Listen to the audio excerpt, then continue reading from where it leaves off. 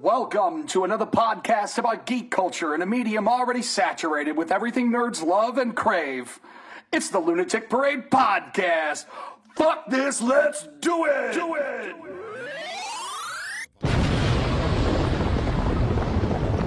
I guess. Welcome.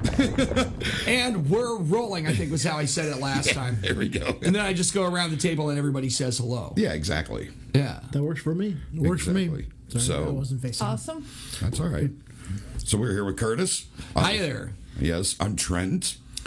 Bob. And Stormy. we're here with Stormy. Yes. And it's another episode of Lunatic Parade, man. Ha ha! Yeehaw.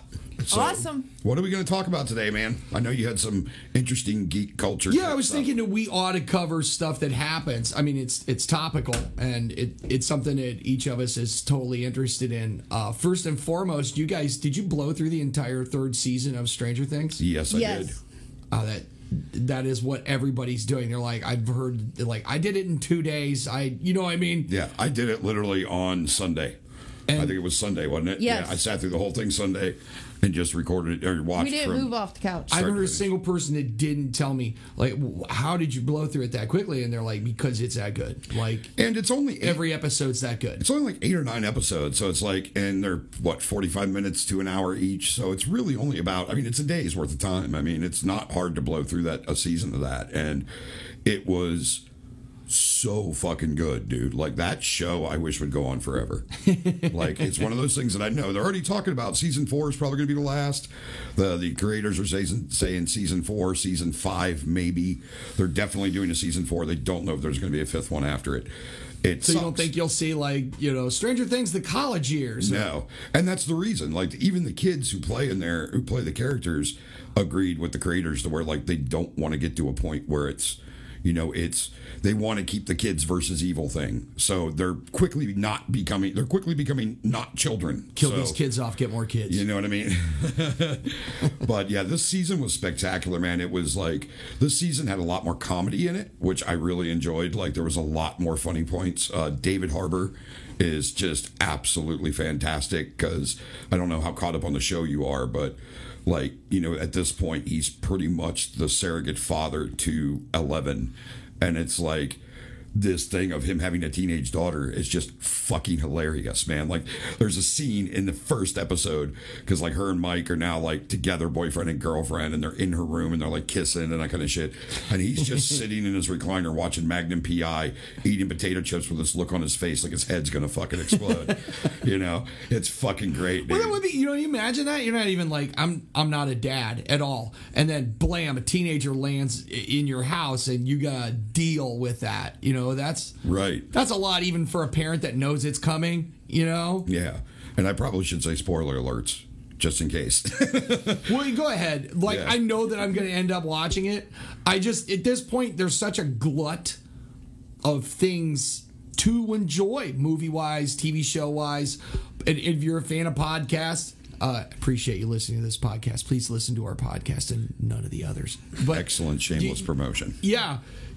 You don't have time to do that, and things get so somewhere in season 2 I couldn't get back to it, and then I ended up starting other things and I didn't go back and watch it. But hearing all of the positivity coming from everybody who's watched it, I'm definitely going to have to go back and I mean, what I love so much about that show is that, number one, it's my childhood. It's the 80s, and they nail it. They fucking nail the 80s, dude. I mean, it really is just the shitty hair and like the crappy music and the up and coming, like the one guy in season 2, Billy, who shows up, like he's always listening to like old school Motley Crue. So it's like live wire shit, dude. You know what I mean? Just like really great, like when they first hit the scene. That, and we knew that guy. Yeah. Like, that guy represents every one of my friends had a brother with that kind of age gap. Dude, they were ruthless. He drives a Firebird, smokes cigarettes, has a curled mullet, and listens to Motley Crue. He's pretty much everyone we went to high school with. Right. Right. But not only that part, you know what I mean? Like, because they nail that really well. Like in season 2, where the kids all show up dressed up as Ghostbusters. Like, I dressed up as a Ghostbuster whenever I was a kid, and but I like the influence of gaming in it too. You know what I mean? Like they tie every monster back to something from Dungeons and Dragons. You know, like the first season was the Demigorgon, the second season is the Mind Flayer, the third season is still the Mind Flayer, but it's done kind of differently. Like the Mind Flayer is here and it's like fucking infecting people. It's total Mind Flayer. Like he's infecting everybody and turning them into like fucking drones and shit. And like it's spectacular, dude. Like it's so well done. And on top of it, one thing I really loved about this season was there was a lot of homage to the Blob from the fucking 80s, dude. Sweet. Like, cause like the Mind Flayer, like when it infects these things, like it initially infects a bunch of rats, and like the rats have to eat all these chemicals. And when they eat all these chemicals, they basically explode and turn into like this gelatinous thing of goo. And the way it moves across the screen and like through fucking ventilation vents and shit like that was totally the Blob from like the 1980s. It moved exactly the same way. Like, so I love that whole like you could definitely tell there was a nod to that movie in this. There was a while before I could watch like Blob stuff. Yeah, but I'm talking about being a TV. So when that movie came out, I was already like. Is 88, so it's like 17. Right. But I had an experience when I was younger with there was a Blob sequel, came out in like 72, so they would run it on TV when I was a kid. If you haven't seen it, it's fucking awesome. Yeah, it really is. There's a scene in that like, you know, you see horror movies and shit, and there's just shit that it haunts you forever. And I couldn't sleep for a while. I'm fucking freaking out. Where this like dirty ass hippie goes in to get a haircut, and the guy is just put off because he's like old school Floyd the Barber guy. Right. And well, first we're gonna wash that mop before we cut it, and you know he puts him down in the sink and he's shampooing his hair, and a fucking blob comes out of the sink, and it's got the guy by the hair and it's pulling on his face and pulling him down into the sink. Holy shit, man.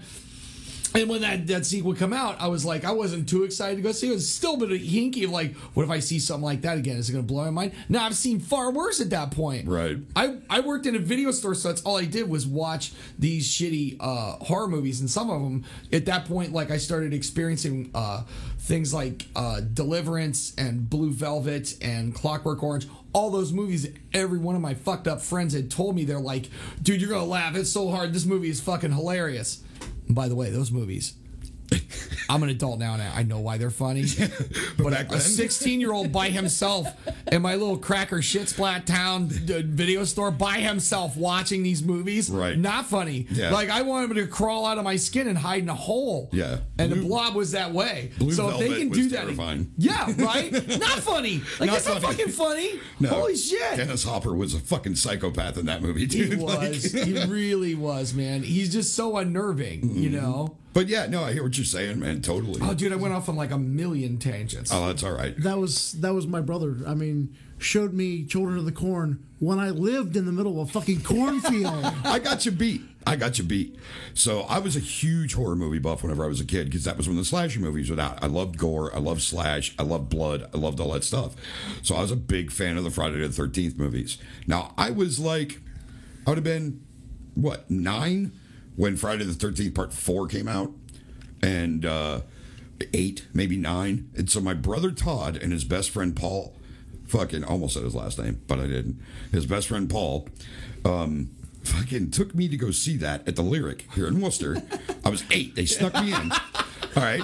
I'm loving it. I'm like, this is awesome. So then what do? Because they try to freak me out. They put me into my brother's fucking Chevelle SS. Very Rob. Very, very, very much Robbie from fucking goddamn fucking Stranger Things. And they drive me out to the 40 Acres, which I took her to, which is a campground my family owns way out in the middle of the sticks in Berlin. And they go take me up into the woods. And they're like walking because Tranquil Valley's back there. And they're like, yeah, we're going to go up there and check this out. And they tried to fucking scare the shit out of me. All right. But you guys remember all the weird shit that went on in the 80s in Tranquil Valley. You remember all the fucking crazy shit. So this, I swear to God, this legitimately happened. They take me up into the woods and they, you know where the shower rooms are? We went up in the North Woods up there. We're climbing up through there and they're like, yeah, we're going to show you what's going on. They're taking me. I'm like, whatever, dude. We get up there, dude, and we're over the top and we're down looking over Tranquil Valley and fucking all of a sudden torches started lighting up everywhere. I swear to fucking God, just like one right after the other. My brother, who is 11 years older than me, so he's 19, takes off fucking running for the car and leaves his 8-year-old kid in the middle of the woods in the fucking dark, dude. I'm like, really? I had to find my way back. They're both in the car with the doors locked. I'm like, are you fucking serious, dude? It was probably just a cross burning. I know, most likely. I mean, where we live, it was probably a cross burning. Yeah, it was most likely that. But the whole moment, I just thought it was hysterical because they took me out there to try to scare the shit out of me and scared the shit out of themselves. And like, I like literally found them in the car with the doors locked. Like, where's Trent? And you know what I mean? I come tumbling my tubby ass out of the woods. They're like, snipe hunt went ass backwards on them. Exactly, dude. Exactly. So yeah, got you beat. That's pretty cool. No. So, I got a Chucky story. Oh, you just saw the remake, didn't you? I hate those. So, dude, I was like, I love scary movies. Like, grew up loving them. Well, I hate being woken up in the middle of the night. So, I can attest to that. the way my mom thought she'd get me to hate horror movies was she bought a Chucky doll. And then she woke me up with this Chucky doll in my face. Scared the shit out of me. Oh my God, dude. That's like borderline psychological warfare, dude. Like, that's fucked up. That's good parenting in the 80s. Yeah, true. Very true. That's parenting all over the place. Right. Like, you do your best. There's no manual.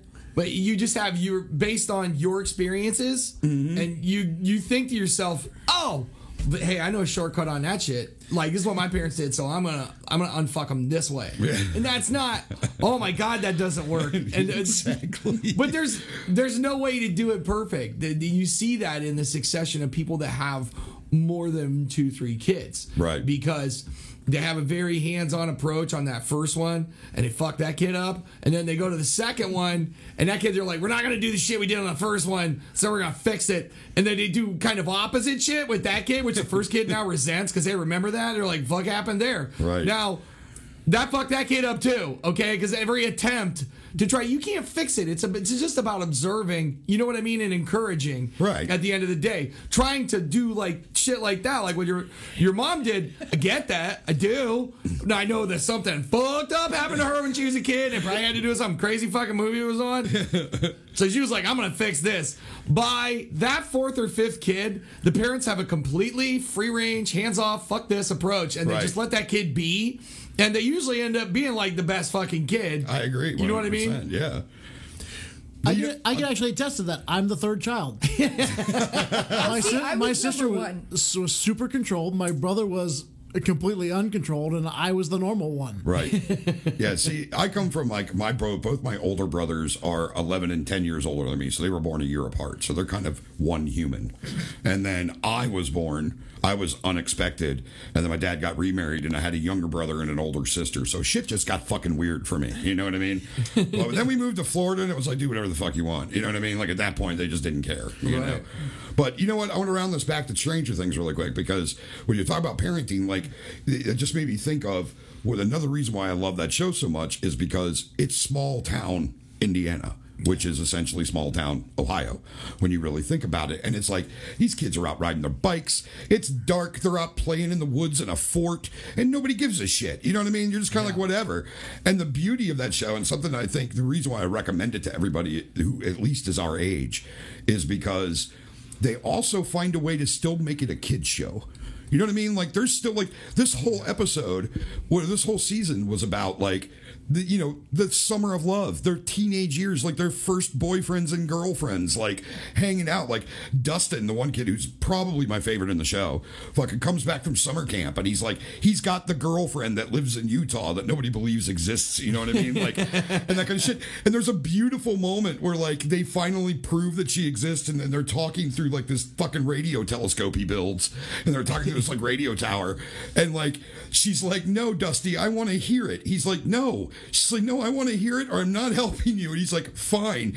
And the two of them break in to fucking the theme song from Never Ending Story, and they do this beautiful fucking sequence with like the two of them side by side, like looking up at the stars. It's fucking great, dude. Like, it's totally like everything that you think about. It just that show just screams childhood to me. That's all. It's my fucking childhood. It's fucking fantastic. That's beautiful. I'll, You know have, who did I'll that? have to catch up.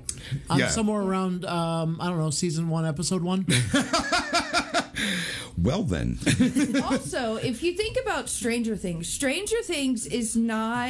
is a genre of movie or TV series itself, because me personally, I don't like aliens. Alien movies, sci-fi, well, I guess. And Trent was like, "You got to watch this show." So I watched season 1, episode 1, and I was like, fuck this shit.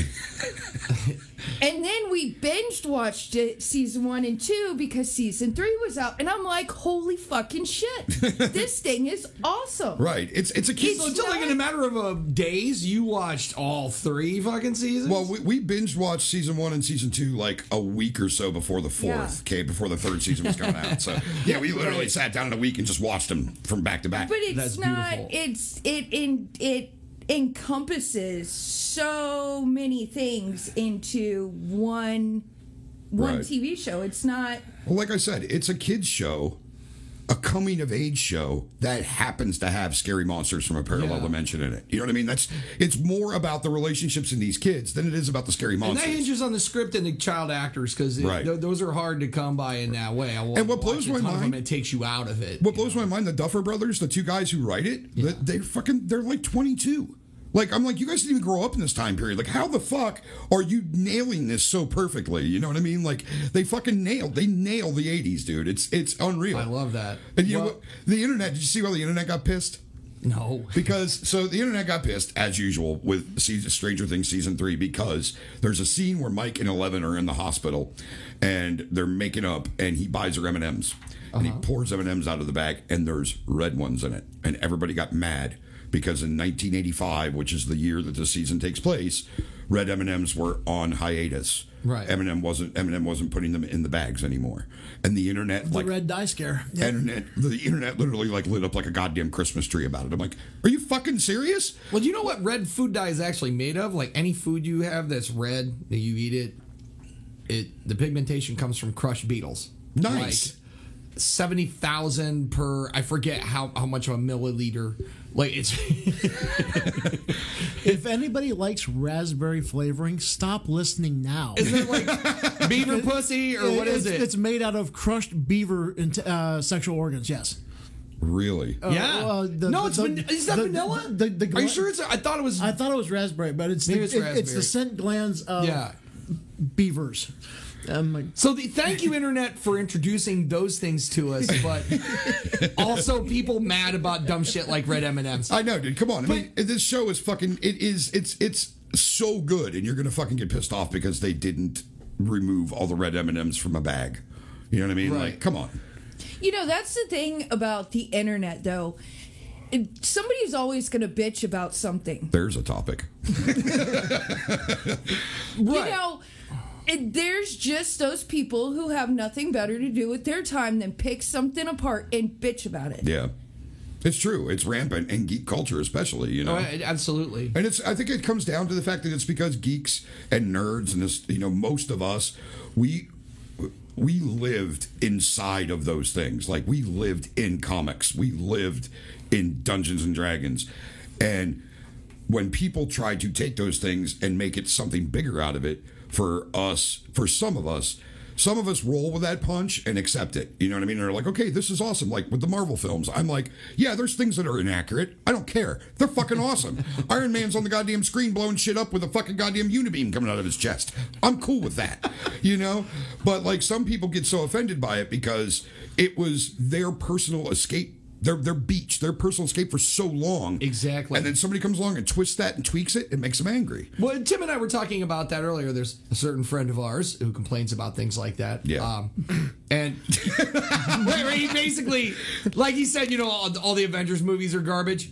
And, I was like, listen, Disney, who's helming this, spends hundreds of millions of dollars. And they spend hundreds of millions of dollars promoting, just on promotion alone. So with this movie, they're trying to reach the broadest audience possible. And they do take care now because it's important to harken back to those stories. But ultimately, their goal isn't to make happy the 14 neckbeards that, you know what I mean? Right. That were, really rigid like that. Like, and by the way, what a fucking awful movie that would be. You know what I mean? Yeah. Sometimes they get it right. There are comic movies that or Sin City or 300 where they just went through and they literally lifted it from each fucking page and made it happen. That's great. But that's not going to work for everything, especially comic stories that now exist in different ways. Okay? Right. Or over like decades. When you have a comic history that's lasted 50, 60 years. Right. There's so many evolutions, and each generation has its own, like, well, that's my Spider-Man. Or this is, you know what I mean? Some people are purists and they want it to be this Steve Ditko. You know what I mean? Yeah. But you can't do that's not a thing. No. I was gonna say at this point, we've got comics out there that have been out for going 70 years now. Yeah, exactly. Superman should be almost 75 now. Yeah, Superman. The Detective Comics #1 was like the 1930s. Yeah, like 1932 or 33. Yeah, we're coming up on like 90.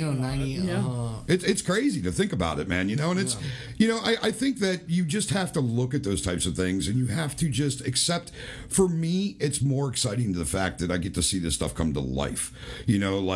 Like yes, Iron Man, Robert Downey Jr. didn't. I mean, well, Iron Man's a bad example because I think they really nailed that one really well. Like Robert Downey Jr. Like I can't look at an Iron Man picture, read an Iron Man comic, see Iron Man in a cartoon without hearing Robert Downey Jr.'s voice in my head. Absolutely. Like he is Iron Man forever. He will always be Tony Stark. He will be Tony Stark for the rest of my life. Like he just nailed that role so fucking well.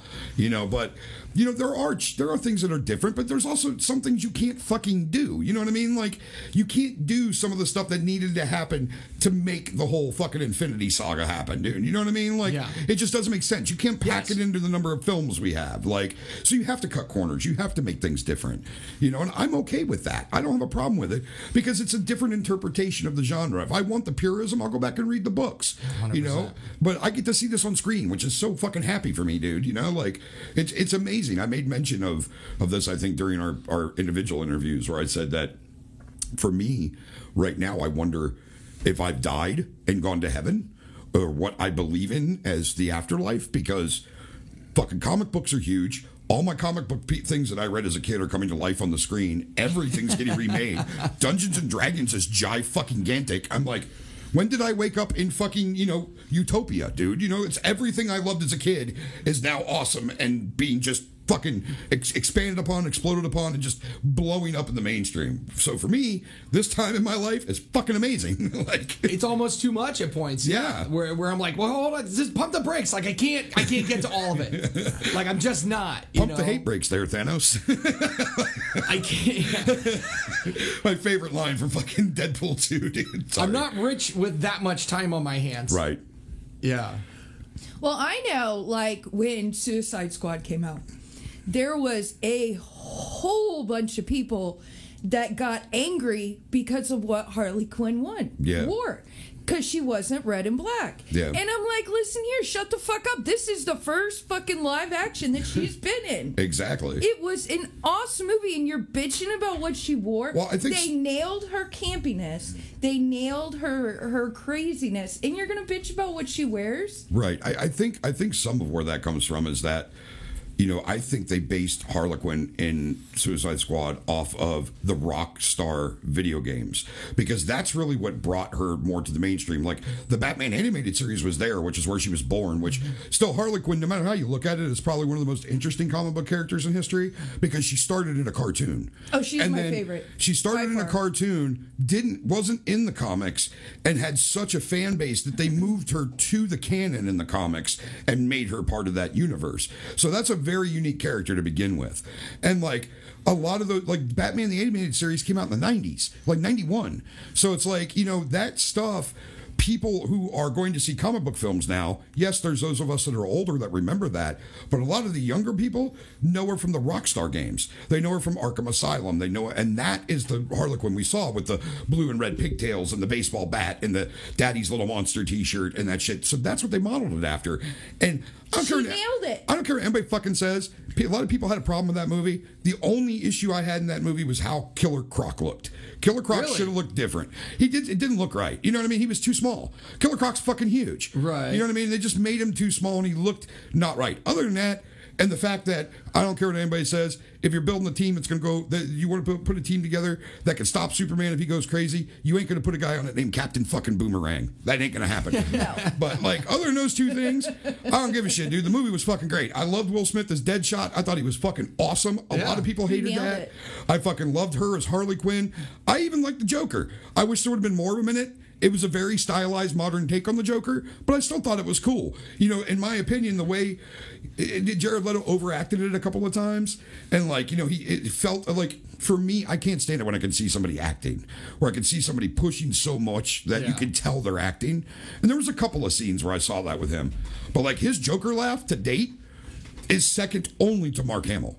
Like, it really is. Like, his cackle was right the fuck on, dude. Yeah. He's laying on his back that one time, surrounded by all the knives, and he starts with a and I'm just like, holy fucking shit, that's the Joker laugh. It's fucking great, you know? Like, but yeah, I thought that movie got a really bad rap, man. I thought it was fucking awesome. I think that's just, there's a lot of like, Marvel did it so well that people are now, they like teams. You know what I mean? Right. They're like, no, I'm a Marvel guy. Like, no, do you really? You're endorsed by them or what? Like, you might have a favorite, but then like, there's no sense in just outwardly shitting on the other thing. And DC shot themselves in the foot many fucking times. It's kind of their fault in a way. But yeah, I think that's just part of it. They're like, oh, I screwed it up again, and it's like they're just piling on. Well, I mean, DC, I think, made their mistake by. They tried to take the realism that was done in Nolan's Batman films and apply them to the new DCEU stuff. And it's like, that fit really well with the Batman story. Because Batman could be a real fucking guy. He's a millionaire with a bunch of cool toys. It could be a real guy. His villains aren't even that crazy when you think about it. Joker's just a nut job in a purple fucking tuxedo. Right. You know what I mean? Like, there isn't... It's not too outlandish. You can get realistic with that. And I think they tried to apply too much of that to their new movies. Like Man of Steel, I was not a big fan of. Not because of anything in there. They did do a really good job of displaying Superman. But I don't like how choppy that movie was. It was like the first fucking... Until Zod shows up on Earth, I'm like, what the fuck am I watching, dude? It's like, oh, he's an old guy with a beard, and like he's trying to save people. Now he's a kid, and he's saving a bus, and now he's on a fucking ocean liner for some reason, and he's on an oil derrick. Like, it made no sense. But like Batman v Superman was god-awful. It was so fucking bad. That movie is horrible. I mean, it is horrible. You didn't even like the Batman sequences? I thought there were some really fun Batman sequences in that. The only thing I liked about it was Batman, because it reminded me of Frank Miller's Batman. That's just what it reminded me of. It was older, bigger. I liked the bigger bat symbol. The fact that he had fucking glowing eyes, which, thank you. The fact that he was actively frightening them. That's something that I don't think they've done in hardly any Batman movie. Right. It was fucking scary. Yeah. Like that guy frightened to move through there, and he turns around and Batman's crouched in the ceiling. Right. That part was truly disturbing. Some part of it had to do with light. Right. And I actually kind of like the Alfred in that. What's his name? Jeremy Irons. Jeremy Irons was great. Yeah, he's dude. a pretty good Alfred. Yeah. You know, Kurt, you should move your mic down in front of you a little bit and pull it down so you can see over it. There you go. That's much better.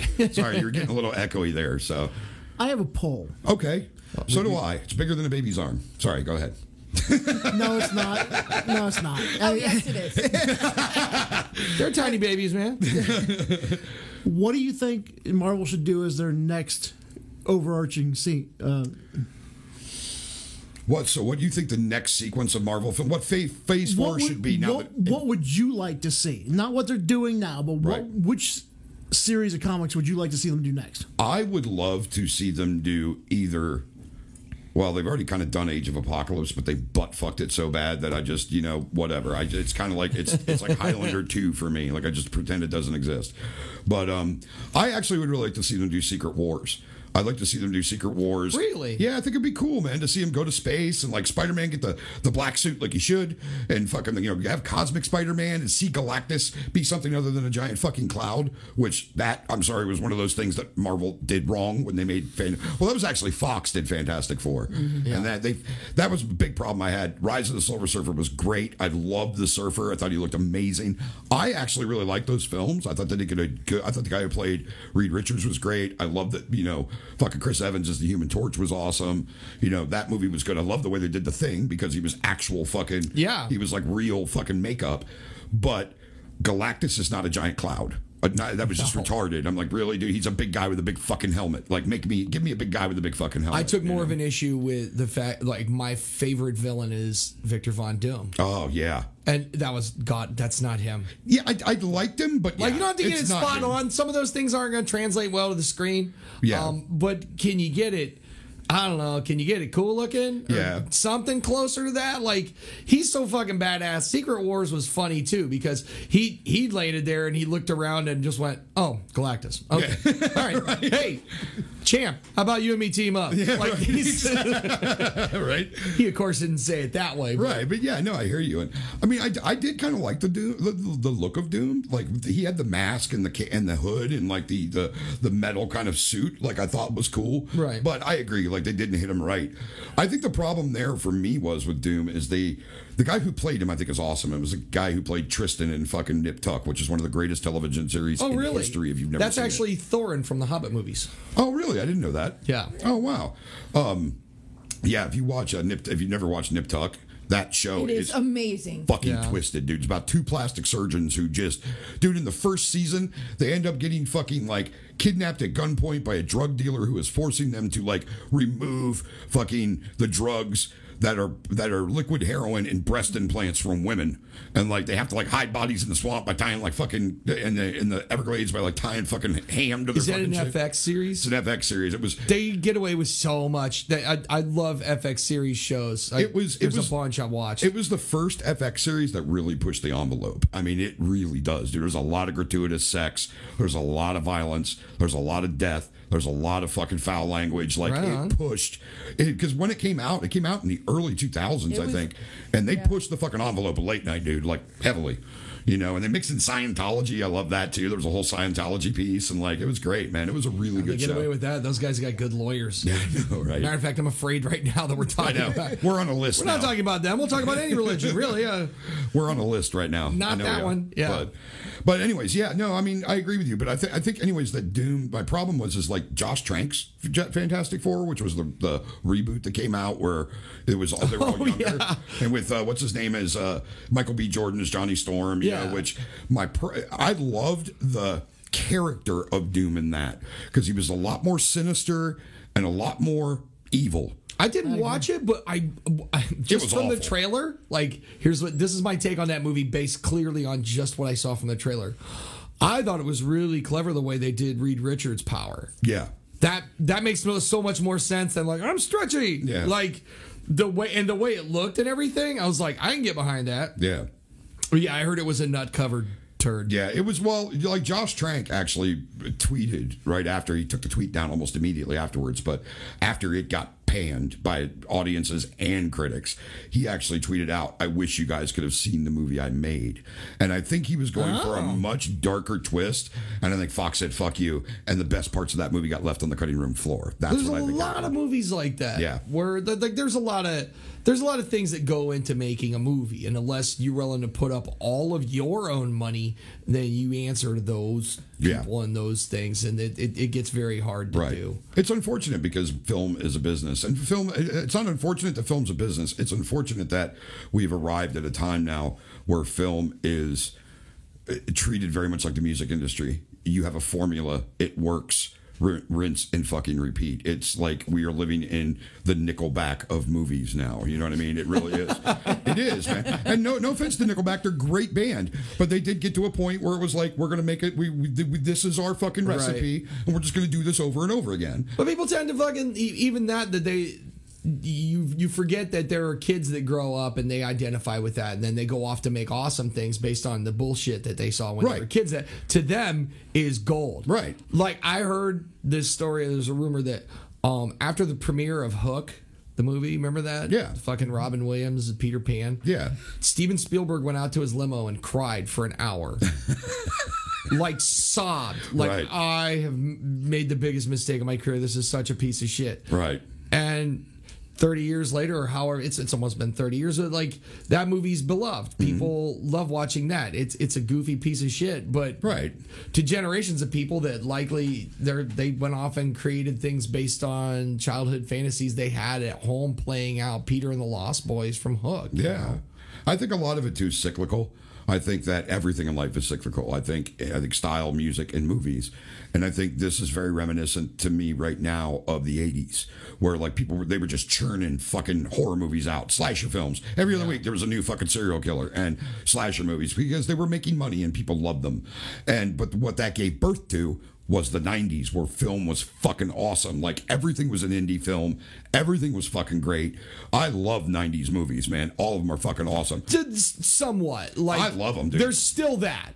Like they were all like, okay, who's the next Of course. Tarantino? Yeah, and then right. you just got like a glut of, and some of them were actually pretty fucking good. Right, but- Some of those near knockoff Tarantino Yeah, but movies. Tarantino was kind of birthed in the 90s, you know what I mean? So it's like, Yeah. he was great, man. I mean, Reservoir Dogs, Pulp Fiction, fucking those movies to me are Tarantino. You know, his newer stuff like Django was great. I really loved it. Hateful Eight was awesome. I am not a fan of the Nazi one. I'm just not a fan Glorious of it. Bastards. I'm not a Did you fan like of it. Kill Bill 1 and 2? I did like Kill Bill 1 and 2. I thought they were both great. I thought they were excellent films. But I also have a soft spot for cheesy Japanese and Asian fucking kung fu flicks, which is what that reminded me of. And like the terrible fucking spray blood and like just I have a fucking soft spot for that type of stuff. So, but they were great, But like other things from the 90s that were great were like, fucking one of our favorite films, Empire Records, came out of the 90s. Oh, I love that movie so much. Exactly. Fucking what's the one I love with Christian Slater? Fucking Cuffs. Cuffs is great, but no, Pump Up the Volume. You know what I mean? Which is Oh, about- yeah. Think about 80s it. film, though. It was essentially about. Was it 80s? I thought it was early 90s. Came out my senior year.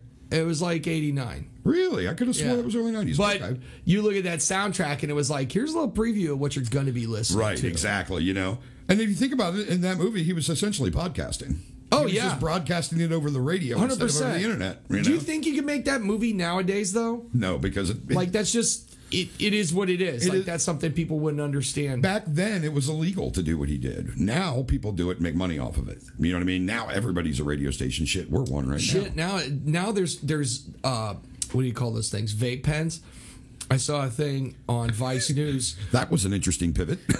Well, no. Here's what I'm saying. Here's where Happy Time Hard On Harry or whatever his name was in Pump Up the Happy Volume. Harry This is Hard where he On. exists now. There's vape pen companies that sponsor kids, and I mean fucking kids. There's teenagers out there that do vape tricks. Yeah. And they have like a Twitch account or something like that. And that's all they fucking do. Yeah. Like their boxes show up on their porch, and it's just boxes of this vape pens and whatever you call it, injector things, and they sit there and blow smoke rings and do tricks like that, and they get paid to do that. Yeah. So Well- yeah, not only would it not be illegal, but they're getting fucking paid to do smoke rings. That is, believe it or not, that is a huge turn on. Like, not for me personally, but there are, I apparently need a vape pen. not for me personally, Try to picture James But Bond doing there that. are- Hello, darling. there are You know. there are guys, and I'm sure some females out there, but the smoke, there's something about it that, like, Yeah, there is a lot of smoking fetish. yeah, and I don't know why. Right. I don't get But it whatever either. floats your boat. But yeah, that's like they're doing. You go down porn that on rabbit Twitch. hole, dude. There's all kinds of Yeah. fucking. Let's save that one for another podcast. Right. We could This actually, podcast, we're going to talk about dickhole fingering. Up next. Are you guys ready? Buckle up, Bob. We're going to talk about We're going to do a Google image search. urethra play. Here Look we up go. Lemon Party right now. Yeah, no. No, I'm not going to do that. But no, as to what you're saying, though, like, I agree 100% with you in that I do think a big problem with things right now, and this is kind of off the subject of geek culture, but is I hate the idea of the YouTube star. I think it's ridiculous. The YouTube, Instagram star, I think is insane because these kids do just sit around and do dumb shit that means absolutely nothing and fucking get famous for it. You know what I mean? It's retarded. It's just so ignorant, man. I'm like, I do not get it. But that is kind of punk rock in a way. I don't know, man. Like, you know what I mean? Like, that's what, there was an established generation of musicians that they worked hard at their craft, and it was about professionalism, right? And it was about beautiful songwriting and talent. And when rock and roll came along, they were like, "This is just fucking racket. What is that? 3 minutes of sped up nonsense?" And they're just fucking yelling. They're just yelling. That's what they were saying, right? And so then this next generation of musicians come in and they're fucking going out to outer space. Jimi Hendrix and his fucking, guitar playing that blew your mind. You couldn't fucking believe it. But to another generation, they're like his feedback and a bunch of fucking flailing around and like, that's music. And so those guys all got their brand too. Then everybody, like you said, the industry adjusts and they go, this is what we want, 1 million fucking Jimi Hendrixes. And the next thing you know, punk rock flips that on its ear. And now it isn't even about talent. You don't have to play. You just have to be able to play fast. And they're like, this is just fucking garbage. It's not going to last. Right. I mean, I don't know. I disagree with you on that because I think that, like, referencing something like Pump Up the Volume, Happy Harry Hard-On was fucking talking about issues and was talking about like things, the strife and struggle of being a teenager and what that feels like and how alone it can feel, and wanting to talk to girls but not knowing how to, and not being afraid to talk about masturbation and talking about how fucked up the school system was. A kid making millions of dollars a year on YouTube because he walks around making a stupid fucking noise in public is the dumbest thing I've ever fucking heard in my life. That's ridiculous. And the problem is like Jordan, friend of ours, he's 21-year-old kid. He aspired. That guy was his hero. He's like, I want to be that guy. I need to find my thing that I can go around and do and make all this money just to walk around and do this stupid thing. I'm like, what the fuck is wrong with you, dude? Like, I mean, that's just, if you're going to try to go out and do something like this, do something with it. Use that influence to do something awesome. Don't just line your fucking pockets and fucking walk around being a fucking moron. What's the struggle. The struggle does that to people. You know what I mean? Like, struggling for people that are working class,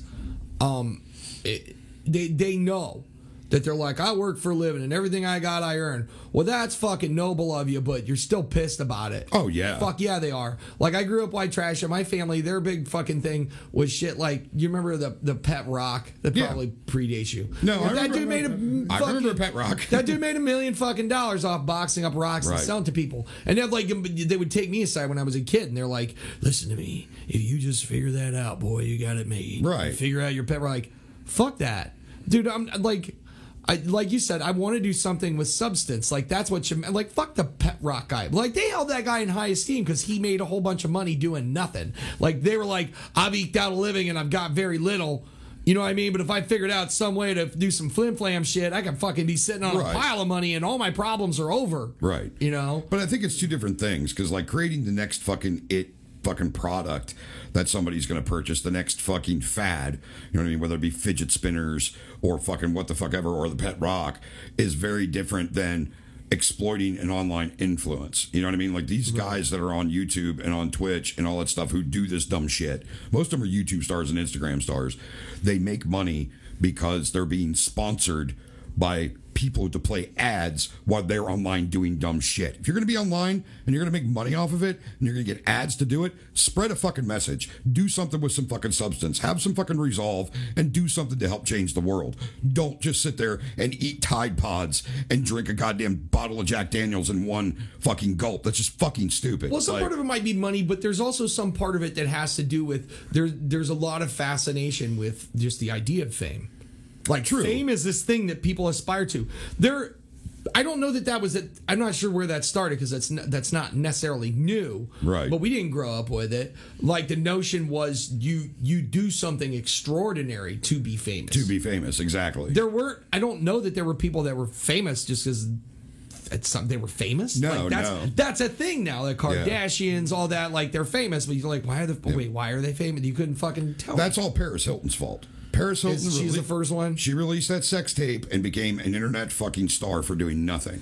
That girl did nothing but have the last name. And it's Hilton. not even a really good sex tape. No, not at all. She gives a terrible blowjob. Like, absolutely. You know, that girl's awful. Thumbs down on that exactly. BJ, honey. I'm still trying to figure out why we're still talking about the Kardashians. I know. Why? Thank you. I agree 100%. Like they're meaningless. They do nothing. They do absolutely nothing but make young women and girls believe that if they go out there and they fuck somebody and record it and release it, they can go get rich and famous. And that's absolutely ridiculous. It's such a horrible message to spread. It's fucking terrible. You can get famous for it, but you can ask Monica Lewinsky how that paid off for her.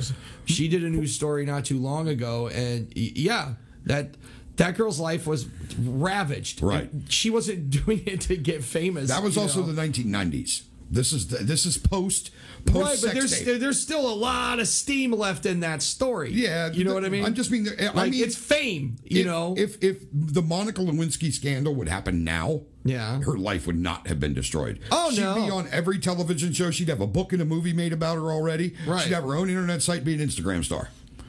I'd say 1 million women on Pornhub would disagree with the fact you make a sex tape and become famous. Right. Well, there is something extraordinary about porn in that, like, it takes you a while in any other, medium to become star, but you do one porn to, like, you're a porn star. You can fly. You to get the that ranks. Qualification early on. It comes quick. You can fly to the ranks of a porn star pretty fucking quickly.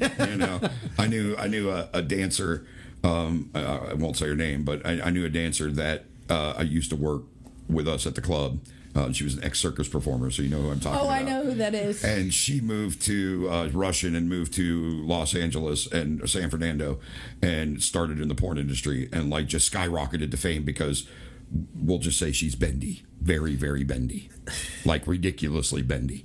And she's skyrocketed. Circus performer, Yeah, dude. I'm in. She skyrocketed in porn like you wouldn't fucking believe. Like AVN's fucking award winning, all that kind of stuff in a matter of no time. Now she's done with that and she made her money and got the fuck out. You know what I mean? But to what you're saying though, there's a very big difference between Pornhub and a sex tape. People like the idea of sex tape because they like the idea of seeing spying on seeing something they shouldn't be seeing. When you watch porn, when you go to watch something porn on Pornhub and you're like, I want to go watch this girl fuck herself in the ass with a Coke bottle. Like, that's what she's doing and why. But like when you're watching a sex tape, it's like, oh, nobody knows. I'm not supposed to be seeing this, which just turns people on even more. Oh, and it's a famous person too? Right. Oh my God. You know what I mean? Like, and that just skyrockets it. So it's two That's why I watched the Octomom tape. Uh-oh. We have to disagree on this point. Okay. You obviously have not watched very much Pornhub. Because some of those tapes on there are very home, and some of those people are very famous on there. Right. No, I'm not saying they're not. I'm not saying, I'm not saying sex tapes aren't on Pornhub. That's not what I'm saying. Pornhub is a free porn site. I have seen, personally... I thought you was going to say I put things up. Yeah. I'm just No, never did Pornhub.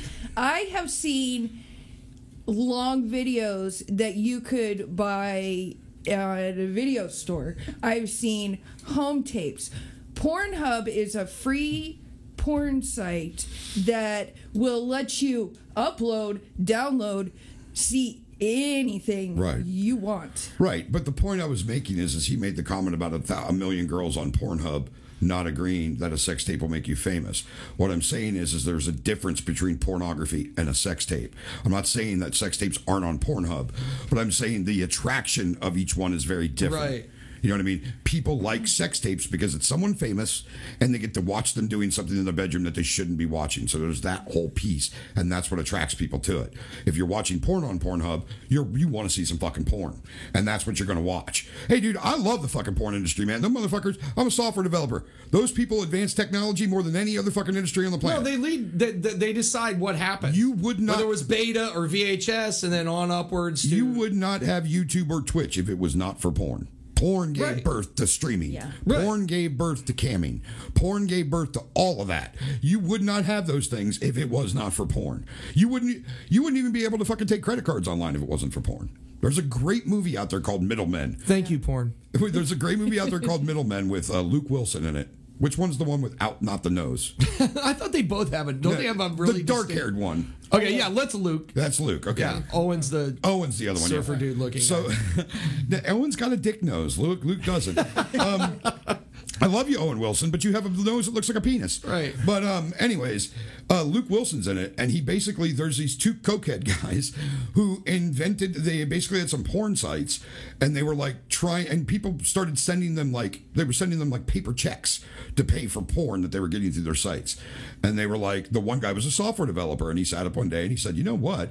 And he wrote the entire mechanism that allows you to take a credit card number, process it, and transfer money from a credit card account to your bank account. And then Luke Wilson plays the guy that comes in and starts selling that all over the place. And a very excellent movie because of how much ridicule they took for being parts of these industries. And he's like, dude, we're not making the porn. We're just guy in the middle doing this with the money. You know what I mean? Like, that's all we're doing. And it's like, but without pornography, I don't think you'd be able to take credit cards online right now. Like they made that shit affordable and made it work because they were the first online business that went after it. You know, so right. You think about it, I don't think you'd have Amazon. You wouldn't have any of that without fucking porn. Porn rules. There. I said it. Well, we have so gone off the rails, but it's all right. No, if you think about it, porn is not afraid to break the rules. Exactly. Because of what porn is. They're like, so what else am I not supposed to do? Right, exactly. Yeah. And it's been a very useful tool in exposing the fact that, like, we do have a hang-up about sex in this country. Right. And the states with the biggest hang-ups sexually outwardly that would make it illegal. They don't want you to do this. They want to fucking put you like, you look at, we can tell what their porn searches are. And there's more hits in those areas than there are in certain other areas. You know what I mean? You said porn and tool in the same sentence. I just want to say, ta-da!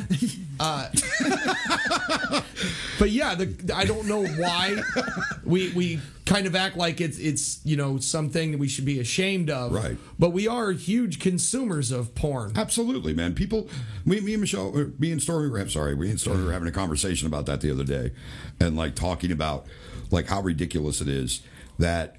Like, you can't show... We were watching Ink Master, and they always do a nude challenge on Ink Master. And it's like these beautiful women, men too, coming out, and they got their junk fucking blurred out, and their nipples blurred out, or they have pasties on. And we're talking about that. And we're like, you can't show a nipple or a cock or a vagina on TV. But, because, God forbid, the kids see it. But they can sit down and watch a show about a goddamn serial killer murdering people over and over and over again. And how the police catch them. Look at something like... And I love it. I love Lord of the Rings. But that's a good example where you will watch beheadings and the most vile violence. And you know what?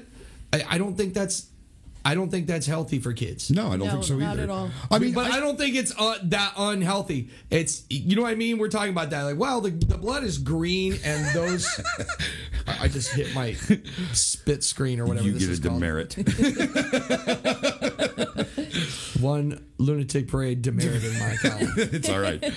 But no, you know what I mean? But there's the total absence of anything sexual in those films. Right. Not that it really add to the story. It's not really part of the story, but that's a good example of how lopsided it is. Right. Violence all day long.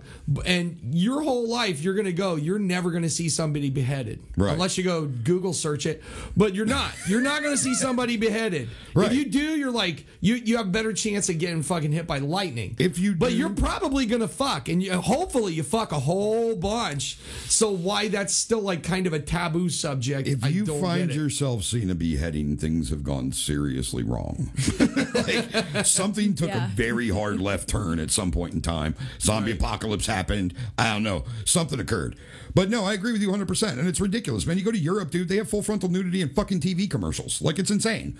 You know what I mean? Like, it's totally not thought about the same way. Now, do they show people hardcore fucking in commercials? No, of course not. But they have movies with it in it. They have movies with unsimulated sex in Europe all the time. I know we're way off the geek subject we are, here, but it's an interesting topic, though. I was reading an article, and God knows where it came from, but they were talking about how countries that are a little more freer sexually, or even like down to like things like porn and toys. they're actually less popular in areas that are more sexually liberated. Right. They're like, why would you use those? Mm-hmm. So I wonder what that is. Like, why is that? Is that only rewarding because we're repressed? I think so. You know what I mean? They hold way more excitement. So once you're more liberated, like, are we happier because we're hung up? Do you know what I mean? Like, we get to... do you know what I'm talking about? Like you said, you're not... That's why the porn tape is exciting when it's like some homemade shit. It's like, I'm not supposed to fucking see this. Right, exactly. Do you know what I mean? So if we're like, hey, we're all gonna fuck at 4 o'clock. Are you guys ready? Like, are they really enjoying it? Or is it like, okay, well, I gotta squeeze that in because I have a 5 o'clock appointment? Like, I think they enjoy it. I think they enjoy sex just as much as the next person. I just think it's not such a... It's part of their lives. You know what I mean? Like, sex is just part of life. And all of us know that. But, like, when you live in a place where it's not so fucking frowned upon and so, like, held back that, God forbid, anybody at the end of the age of 18 see a nude person, you know, like, that's just so horrible that they might see their sex bits, that it's like... I think it's just part of your normal everyday life, man. You know what I mean? So it's like you don't get choked up about it. You don't care that your kids see it. Right. You know, your kid has a penis or a vagina. They look on TV, they see a penis and vagina. Mommy, what is that? It's a penis or a vagina. It's that simple. Look, visual aids. You don't need to explain anything else. You know what I mean? Like, it's ridiculous, dude. And that shit comes from, I don't want to get too crazy here, but it comes from the fucking incessant religious right in this country is where all that comes from. It's been happening since the fucking, the 60s or 70s with fucking Hustler and fucking, what was the Larry hell? Flint. Jerry Falwell and Larry Flint, man. Larry Flint's been pushing that envelope forever, and Jerry Falwell was like, God forbid people look at penises. You know, like, it's just insane, dude, and it's ridiculous, and it just makes me angry, and yeah. Okay, back to Stranger Things. Yes. Where that started. Excellent. All right, Don, you ready to go back? Here we go.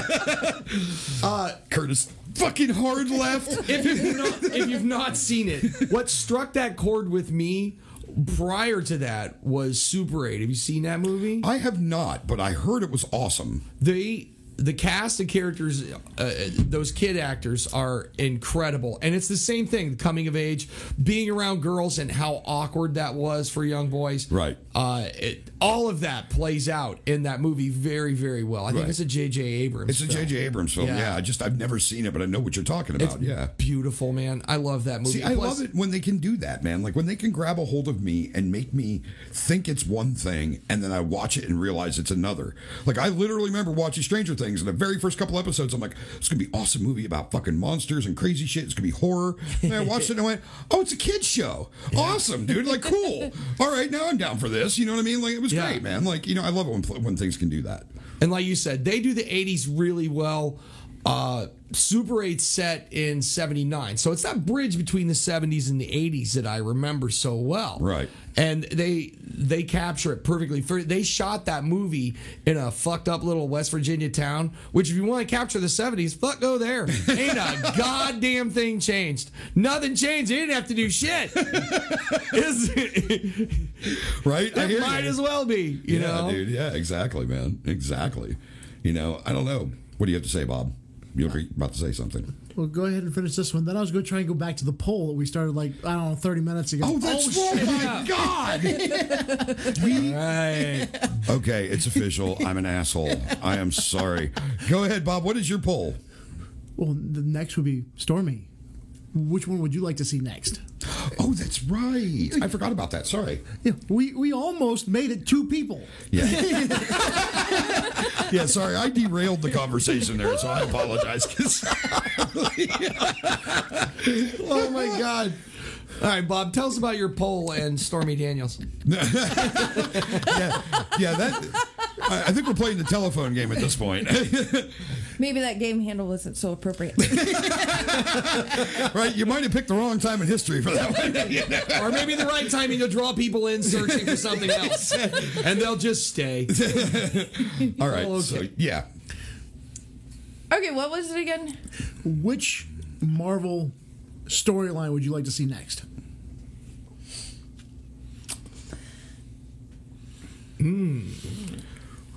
Well, that depends. Like, there's a lot of venues now. Absolutely. Because you've got different platforms that these are coming out on. Right. But for my money, I don't know. I just want Netflix to continue making kick-ass Marvel series on there, because that's a thing it's totally separate from your Marvel movie experience out MCU, of Disney. Yeah, it's doing gritty, amazing comic book TV shows that will never. Those weren't going to be big blockbuster movies, Right. You know what I mean? But they work really well on the small screen.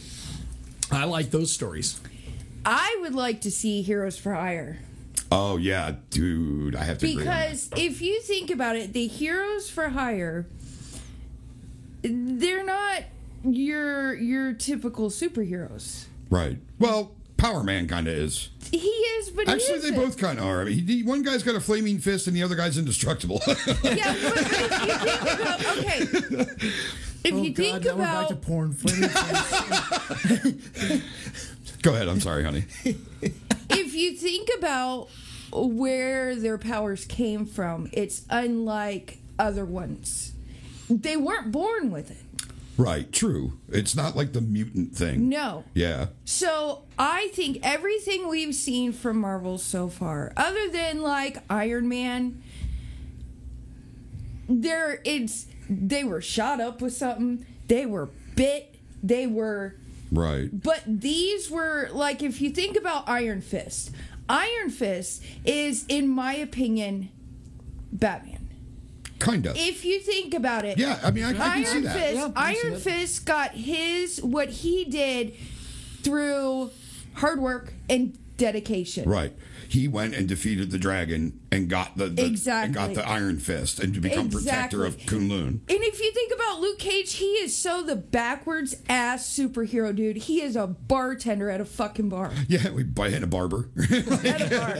Yeah, no, I agree, and I mean, I do understand what you're saying. I agree 100% because like Iron Fist went after his stuff and Exactly. gained his power through his training and his ability to take down, to defeat the ancient dragon, whatever its fucking name was. Yeah. and it's like but Power Man's a little different. Luke Cage, he was experimented on in prison, and that's why he's fucking indestructible. But he's awesome. But I love, dude, and what I love to bring up those Marvel shows a little bit.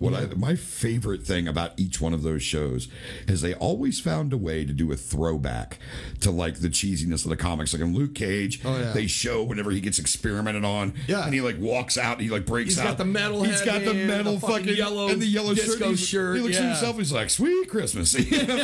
And I don't know. Have you been watching Jessica Jones season 3? I'm on season 2. Okay. They introduce fucking Hellcat in season 3. Okay. And like there's a scene where like she's trying on, like she kind of discovers that they went with a very different storyline for her. But like she's trying to find out like what her costume's gonna be because she's trying to help people and like people are recognizing her. And there's a scene where she's like in a costume shop and she's trying different things on, and at the very end, the very last one is her in like neon fucking yellow tights with like a big purple mask on. So she's like, hell no. And like he just switches off. And I'm like, that was straight from the comics. You know what I mean? That was her suit in the comics. Like I think it's great to But do there's that. this part of me that wants that too. Right. Like there's a deleted scene from one of the Wolverine movies where he's got the suit and it's in a drawer. The yellow and blue. The old yellow suit, yeah. Right. And you're like, God damn you, just once. Can I don't know. fucking have that? Like, I mean, some of those will work. Like Aquaman, Black Manta. I wanted a giant fucking helmet with big eyeballs that shot laser balls. yeah. That's what laser balls, yeah. laser beams. That's what I wanted. And they nailed it.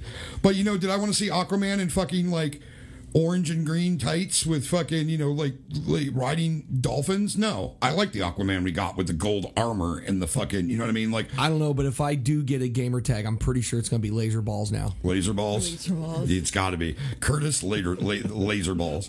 Mine's Tilted Simeon, so angry monkey. Yeah. Or Twisted Monkey. Tilted. Well, tilted is a gaming term for whenever you get so mad at a game, you're tilted. It's something whenever you're playing, like people get tilted. So you're an angry monkey. Well, no, yeah, exactly. So think about it like the old pinball machines. When you get pissed off and slam it, it would go Right. tilt. Tilt. So you're tilted because you're pissed off at the game. You throw it on the controller, you rage quit. So Tilted Simeon, angry monkey. Anyways. Okay, Kurt. Which Marvel superhero villain do you want to see next? Easy, man. First of all, I can't believe that there is a Doctor Strange movie, and it was that fucking amazing. They pulled no punches. It was fucking sick as shit. I would love to see they did a sci-fi movie, and it was god awful, as most of them are, but they took a wild stab at Swamp Thing on DC, and I heard it was pretty fucking good, right? Yeah, we watched only the first episode. I'm waiting for all the rest of them to drop to go back and watch it all. And But they're gonna drop the ball because it's DC, right? because you know what? Their TV series are fucking amazing, dude. They're pretty Titans. amazing. Yeah. Titans is one of the best TV shows I've ever seen in my life. It rates up there with Daredevil. Well, I think Yeah. Did you just hear me? It rates with the Up there with Daredevil, Daredevil. Marvel TV series. I It's wanna watch literally it. that fucking good, dude. It's amazing. But there's a lot of Marvel things that they just outright lifted from DC. They didn't even try to fucking hide that it yeah, would be dude. not that. Like they fucking did a really terrible job of that. But guess what? Nobody gives a shit.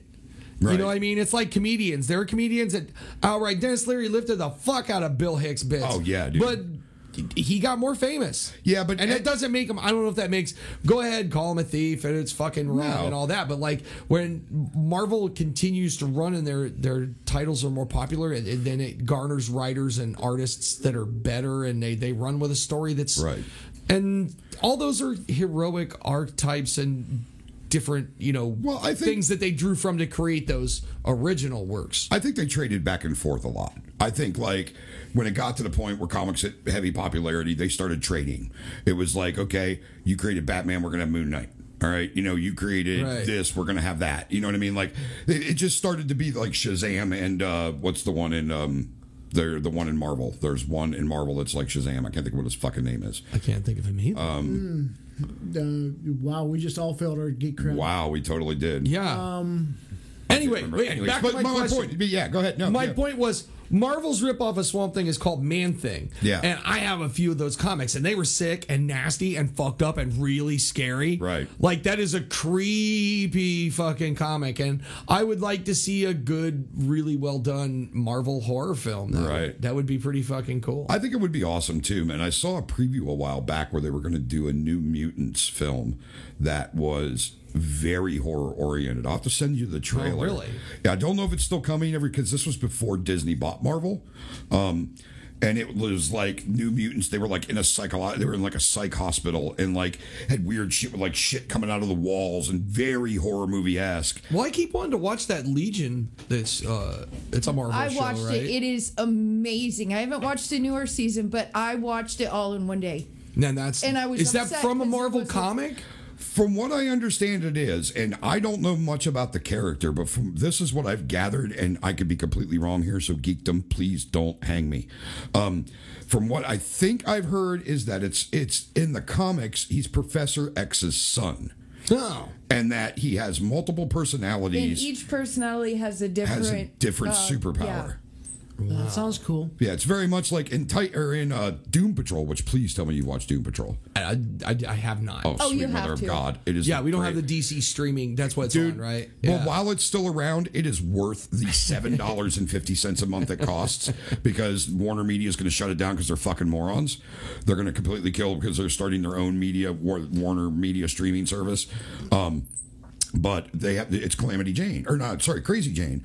Crazy Jane in that show, she has like 47 different distinct personalities, and every single one has a fucking superhero or has a superpower. Wow. And she is a fucking nut job. I think I dated her. Dude, yeah. I dated all of them, you know. But yeah, dude, no, it was fucking, dude, like, I love that idea. Like, I think that's brilliant. And like, the way they do Crazy Jane is fucking fantastic. Like, they do and that Doom Patrol, seriously, check it out if you haven't watched it. Because it's very Gilliam.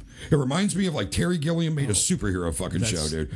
All you needed to say. Dude, in the second episode, they traveled to Paraguay or Portugal. I think it's Paraguay, by traveling through a donkey's ass. That's the second episode of the show, dude. Plus, it's got Alan Tudyk. He plays Mr. Nobody, which is fucking fantastic. I'm in, dude. Like, it's so good. Brendan Fraser as Robot Man is excellent because he's just like pissed off old fat Brendan Fraser. He's just mad and angry at everything, and it's fucking great, dude. Like, but no, there's to bring a point in one of those episodes that I really loved was there's a point where Crazy Jane she does this thing where when she gets overwhelmed overwhelmed by her mental issues, she recesses to what she calls the underground, and she basically goes into like a catatonic like state, and they send Robot Man in to try to help her out. And there is an entire episode where he travels through the levels of her mind, and like you get to see physical representations of all of her fucking personalities. So like Hammerhead, which is her personality that's like her protector. When he's in her head, he meets this like fucking 6'8" fucking bald woman with wearing a leather jacket who just beats the shit out of him. Like, and like all these people, and it was really great because they actually take you on this trip down through to where her real trauma's at in her mind that caused her personalities to splinter. So they do a really good job of like paying attention to like the actual mental health stuff they're talking about, and like the real causes behind it, and like how someone might be able to get help to get out of that, at the same time making this totally fantastical journey of traveling through somebody's mind, the landscapes of a crazy person's mind. It was fucking fantastic, dude. It's an amazing show. And there's an episode with Admiral Whiskers, which is a rat that gets angry that his mother gets run over by Robot Man, and there's an entire episode where he plots to destroy Robot Man, and it's fucking fantastic. It's absolutely one of the best shows of television I've ever seen, dude. High praise. I can't wait to check it out. Yeah, dude, you got to watch it. It's amazing. Titans too. Sorry. Didn't they already cancel Swamp Thing? Yes. I found out why. Originally, I thought it was because DC had decided that they did not want to do a horror show, and because Warner just bought AT&T and Warner just bought fucking DC, so now it's going to be Warner Media, and they're doing their own streaming service to compete with Netflix and Disney Plus. But what I found out was the reason was, and this is kind of fucking hysterical. Now I don't know how accurate this is. I read it on a couple of websites. It may be accurate, it may not. But apparently, when they filmed Swamp Thing, they filmed it in North Carolina or South Carolina, and apparently, when they made the deal, somebody did a clerical error and gave them like a $40 million tax break. And South Carolina went, yeah, we can't do that. We can't give you that tax break. So they said, okay, well, we're not going to make the show anymore then. You know what I mean? Like, it was some ridiculous fucking, there was literally Office Space, I put the decimal point in the wrong place moment. You know what I mean? Like, and something got filed, and it was like this ridiculous tax break that they can't, that South Carolina's like, dude, we can't fucking do that. We're going to go fucking broke if we do that. Like, and so that's why they backed out of filming the show anymore. I personally, that's what they're telling. That's what the main story is. I still think it's partly because DC doesn't, or Warner Media doesn't want to do a horror show. That's shit. Because they got the best. One thing I really like above DC, far and above, is like their history of producing really terrific occult stories. Oh, dude! Like, and it was up into their main line superheroes, yeah. Dr. Fate and fucking Deadman and fucking Constantine. Constantine is one of my favorite things on the planet. He's showing up in Legends of Tomorrow. Which I didn't get into that show. Neither did I. That's one of the few DC shows that actually isn't made from a comic book. Yeah, great. Made up of comic characters. It is, but it's their own creation. That came from Andrew Kreisberg, I think his name is, and Greg Berlanti, who like are the figureheads of all those DC TV shows. Like, they're the ones that do Arrow, Smallville, right. Supergirl, fucking all that shit. I thought, by the way, to Brandon Ruth, who is on Legends of Tomorrow. He's my favorite Superman, Christopher Reeve. Yeah. Like, I actually liked that Superman with Kevin Spacey. So did I. Like, I thought that was an okay. I thought it had some, like, okay, I would have done things different, and lots of slow parts, but the whole story and having it connected to Superman 2, which one of my favorite comic book movies of all time. I thought they did such a good job, and part of it was him. I thought he was a great. Yeah, I really liked him too, and he's spectacular as the Atom, dude. Fuck yeah! Did you ever see that Dylan Dog Dead of Night movie he did? No. Fucking, we'll look that up some night and watch it. It's fucking great. Right on. Yeah, dude, I really like him as the Atom. Like, he showed up as the Atom originally in Arrow, and then they moved him to Legends of Tomorrow. Like, most of those characters came from Arrow and The Flash, and then basically Greg Berlanti and Andrew Kreisberg said, you know what, we want to create another show with all these secondary characters that we have that aren't getting that much screen time, and we're going to see what can happen. And they came up with this whole idea of, like, I mean, it's all it's all in comic lore, like Vandal Savage is real, Yeah. all that kind of stuff. But the idea of the Legends of Tomorrow is totally Greg Berlanti, which, by the way, blows my mind because like our favorite show on the entire planet is a show from like 2000 called Everwood with Treat Williams, Best show ever. which is just like the last bastion of family TV. Like he's a doctor who loses his wife and he moves to this little town in Colorado and brings his kids and opens a free clinic, and it's fucking amazing. It's a great little family show. I have it on my fucking Plex server. We watch it constantly. I love it. And that guy created that show, and then like 10 years later just starts producing DC shows like they're fucking coming out his asshole every morning. Dude. Like, I'm like, how the hell Well, did he's that happen? nailing it. They're beloved. Yeah, I mean, absolutely. you know, Absolutely. I mean, Kevin Smith, you know, my fucking hero, that guy was like, no, I'm not watching Arrow. I'm not watching Flash. I have no fucking interest in it. And then Flash came out and the fans convinced him, sit down and watch an episode of Flash. He watched an episode of Flash. Now that guy goes to Vancouver every year and and directs episodes of the Flash, Arrow, and Supergirl. Every year he goes up there and does multiple how are they? episodes. Are you watching those? Oh, yeah, they're awesome, dude. He Yeah. does a great job of it, man. Like, I mean, Kevin Smith is... Like his run on, he wrote a Green Arrow series. Right. Like he took over that title for a bit. He also did a really great run on Daredevil. If you've never read that, His Daredevil It's fucking- run is one of my favorites of all fucking time, Yeah. dude. Like, he is. It blows my mind that the people don't give him more stuff like this. You know, you're talking about the ultimate fanboy, and yes, he makes movies about dick and fart jokes. Yes, he does. But I think if you gave him the opportunity to write a script and make a real, Well, they fucking did. That's comic- probably why. What do you mean?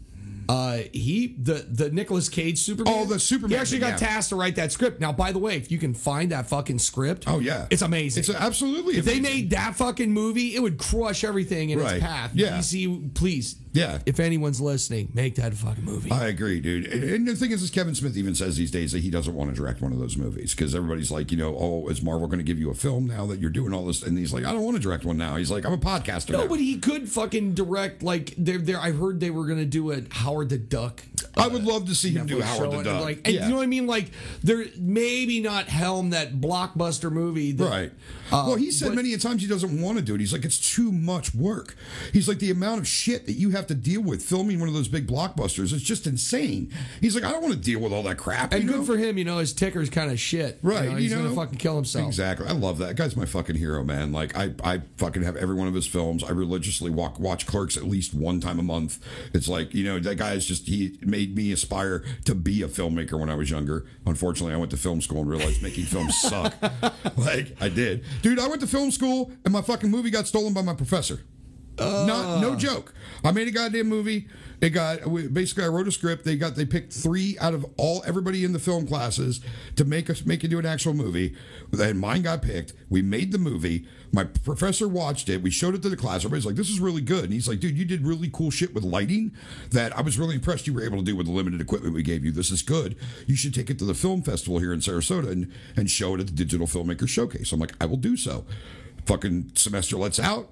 I come back after the semester comes back. I come back to his office. I'm like, I need my film. And they're like, oh yeah, Hans is gone. I'm like, what do you mean Hans is gone? I'm like, yeah, he's gone. And I'm like, okay, well, where's my movie? And they're like, actually, he had given me a copy of my movie. I took it home. It was the wrong film. He gave me another person's movie. So I went back to switch it out. He was fucking gone and my movie's gone. This guy's German. Somewhere in Germany right now, my movie 2:34 a.m. is fucking huge. I know it is. But yeah, no, I mean, Kevin Smith inspired me. I made me want to write films, made me want to make films. I still want to write a movie today. I want to write a Netflix TV series. That's what I want to do. Like, that would be my dream after what we're doing.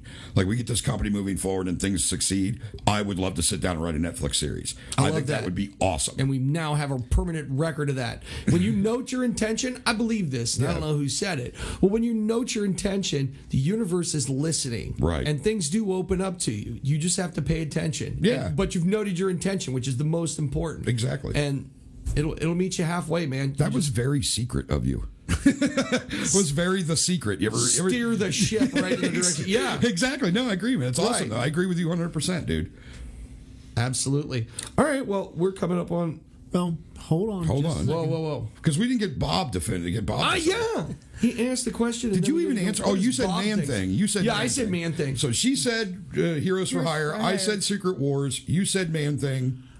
I would like to see them do a dark side as the ultimate villain. I mean, I don't know why, but that villain was one of my favorites, and I would like to see them put together a Dark Side story arc. And the Furies and all that stuff. Like, yeah, Mother, what was her name? Mother, or was it just Mother? I think it was just Mother. The old lady that has all the Furies and that like ran with Darkseid. Yeah, I was so pissed in why did I want to say Legion of Doom? Justice League. That in Justice League, when the fucking villain turned out to be Steppenwolf, I'm like, are you fucking kidding me? You laid the groundwork for fucking Darkseid at the end of fucking Batman v Superman. Why the fuck? You have boom tubes. You have fucking the insect fucking things. Where the fuck is my Darkseid? And we didn't even get a fucking we didn't even get a fucking post credits thing about Darkseid. It was fucking the Flash and fucking Superman running against each other. You want a great showdown with Superman? I shit you not. The Justice League Unlimited cartoon. Find that. Watch that entire run. It's amazing. But Darkseid in that, it is very well done to where I'm like, I don't even need for anything else to happen. His showdown with Superman in that had my hair standing on end. It's one of my favorites. That was one of my guilty pleasures when Lena was little. Yeah. Well, I was trying to think if I was going to say her name. One of two children's names. You got it, though. You nailed it. After my ex went to bed, her and I would sit down there and watch that, and she absolutely loved the Justice League. It's perfect. Like, they did such a good job. The storyline, the voice acting, all of the characters, spot on. The sense of humor, like, just boom, boom, boom. They hit every beat. And then just when you're least expect it, they would pluck at your heartstrings or have you sitting on the edge of your seat. Like, all of it was done really well. By the way, Justice League Unlimited, entire series, is on DC streaming, along with fucking the original Batman animated series, all redone in 1080p. Fucking dude, it's got fucking Lois and Clark, the entire Lois and Clark series. I pissed through the whole season in like a week. Yeah, dude, the whole series. She loves that show. You know what I mean? Yeah. I know I'm plugging the fuck out of DC streaming, but I'm trying. Nobody wanted to succeed. I wanted to succeed. Fucking flop. Because you know what, DC does fuck up their fucking live action movies. They do. I mean, Aquaman was great. Wonder Woman was great. I think Wonder Woman 1984 is going to be fucking amazing. Yeah. But one thing they do right is animated film and fucking TV shows. They knock that shit out of the park. The Flash is probably one of the best comic book TV shows ever in the history of the universe. Like, it is so good. I mean, I know they did the multiverse thing, and that's why what's his name is playing him in the movies. But that kid, Grant Gustin, who plays him on the TV show, is fucking Barry Allen to me, man. That kid just knocks it out the park. That show is done so fucking well. Like, DC has got that shit figured out. They got their finger on it, just like Marvel's got their finger on the big blockbuster. I think DC should take a step back from the big movies. I mean, still make them, but don't push them out so heavily and focus on your TV shit. You're doing so much better there. Make a killer streaming service. Give us, because like then now they own the rights to all that shit, man. Do whatever the fuck you want. Like in the next season of Titans, they're bringing in the guy that played Jorah in fucking Game of Thrones to be Bruce Wayne. Really? You know what I mean? Which is fucking awesome, dude. You know what I mean? Like that's fucking great, dude. They have Jason Todd in the Titan series. He was great. He was a little shit, angry little fuck, like breaking police officers' backs and shit like that, dude. It was great, man. Like they killed it. Wait. So Jorah Mormont is going to play Bruce Wayne. Yes. In the second season of Titans. Yeah. So Batman. I don't know if he'll be Batman in the show, but I'm pretty sure. I'm trying to picture him as Bruce Wayne, man. I'm not seeing But now that Warner bought fucking DC, now there's no more licensing issues. Now it's not Warner has licensed Batman. Yeah. Warner owns Batman now. So it's like, I think we're going to see Batman in there. And you know what? I understand, but clean him up. Get rid of the fucking scaly shit. We'll see, yeah. And I think I can see him as like an older Bruce Wayne. I can see him play that. I see him playing Bruce Wayne a lot more than I see Robert fucking Pattinson glowing Edward play fucking Bruce Wayne. Sparkly vampire. I don't see sparkly vampire as Bruce Wayne. Vampires are supposed to blow up, not sparkle. Yes. He didn't write it. He just played it. So you think that that's a good paycheck, dude? I bet those Twilight checks were good. Oh, dude, no, you know what? And he probably wasn't doing shit. He was doing fucking cereal commercials and shit. And you know what? He was in Harry Potter. He was. Really? Cedric Diggory. He was the one who died in number 4, Goblet of Fire. Yeah. So why all the hate? Is it because he played sparkly vampire? It's because of the sparkly vampire thing and how huge. You got to remember when the Twilight movies hit, how ginormous they fucking were. They took over the planet. Everything was fucking Twilight. Right. And like you know what? All my viewers out there could know. I spent a little bit of time in county jail. And unfortunately, the only channel they ever had on was FX, and FX played the fucking Twilight movies from start to finish. So I'm laying in fucking 72-hour hold, waiting to get put in my fucking cell, and I watched Twilight from start to finish. Did you reach at some point where you were like, these aren't that bad? Actually, or, like, they're right from the get go. They're not bad movies. Like initially, I initially had hate for them because of the ridiculous tween fucking shit. And I'm sorry, I like my vampires aggressive and angry. I don't like sparkly vampires.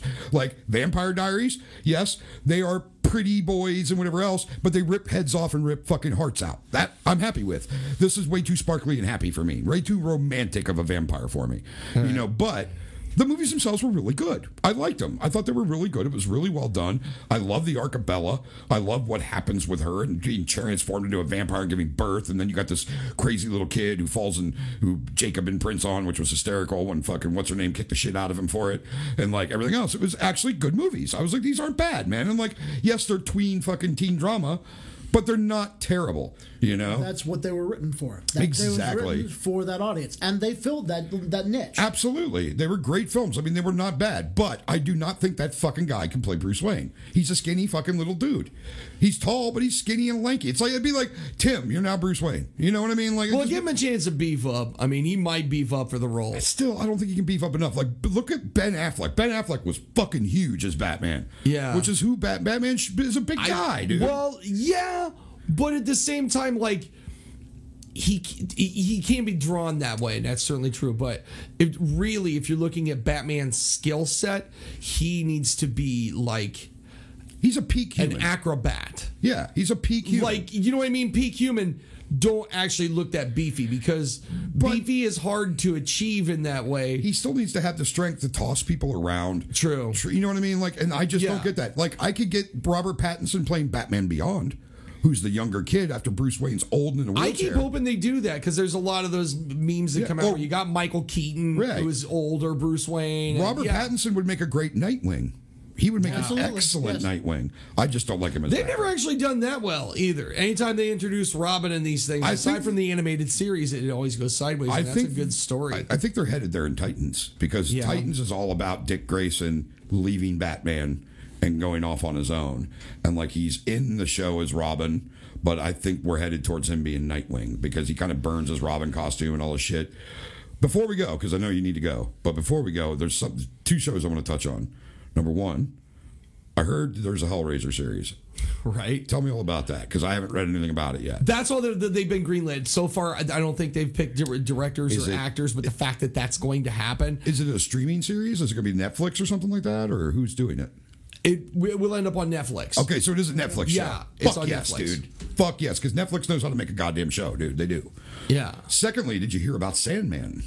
Yeah. Neil Gaiman is involved in it too. So they're going to do a Netflix. And after watching Good Omens, I'm very, very excited. American Gods for me, man. I watched American Gods. I'm like, this is fucking awesome. And I'm just so excited to see him do fucking Sandman. I love that comic book, man. Yeah. And it makes me happy because I know you're a big fan of Preacher. Yeah. I watched only the first season of Preacher. I need to catch up on that. But like, this is what I'm hoping is that now you had asked about the next thing you want to see happen Marvel wise from a standpoint of a larger perspective of next comic book films I would like to see get made is that now that we have proven that a comic book movie can be successful, I want to see them make fucking the alternative comics. I want to see the Sandmans. I want to see the Spawns.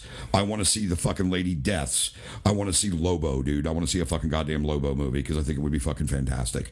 Like all Pitt. Think about how good fucking Pitt would be as a fucking movie, dude. Like think about awesome. Like all those Image titles, even fucking Savage Dragon, cheesy as it was, would still make a great fucking movie, dude. Or Wildcats or any of that shit, dude. Like I want to see them start reaching for the alternative stuff. The thing is things that aren't mainstream. I think it's all coming. Like Preacher's proof of that. Like, for years, that language, like that was going to be a movie. Catherine Bigelow was attached to direct. I heard Johnny Depp was interested in playing Jesse, but like, I don't know how that worked in any pitch meeting. Right. What is this about?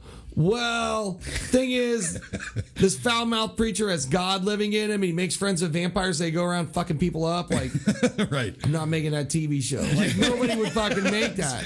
But I can't even believe it. Even now, I'm like, how in the fuck did they pull this off? Because they did it it's not direct from the comic, but it might as well be. Right, yeah. Like the parts that aren't in the comic, you'd be fooled into thinking like, and I have the entire run. Like, was that in there? I don't, Right. Yeah, you know what I mean. They do it so well. And you see, I think they got there though because AMC successfully made The Walking Dead, and they took which we can't have an episode about geek culture and geek TV without talking about that because Right. Walking Dead was huge.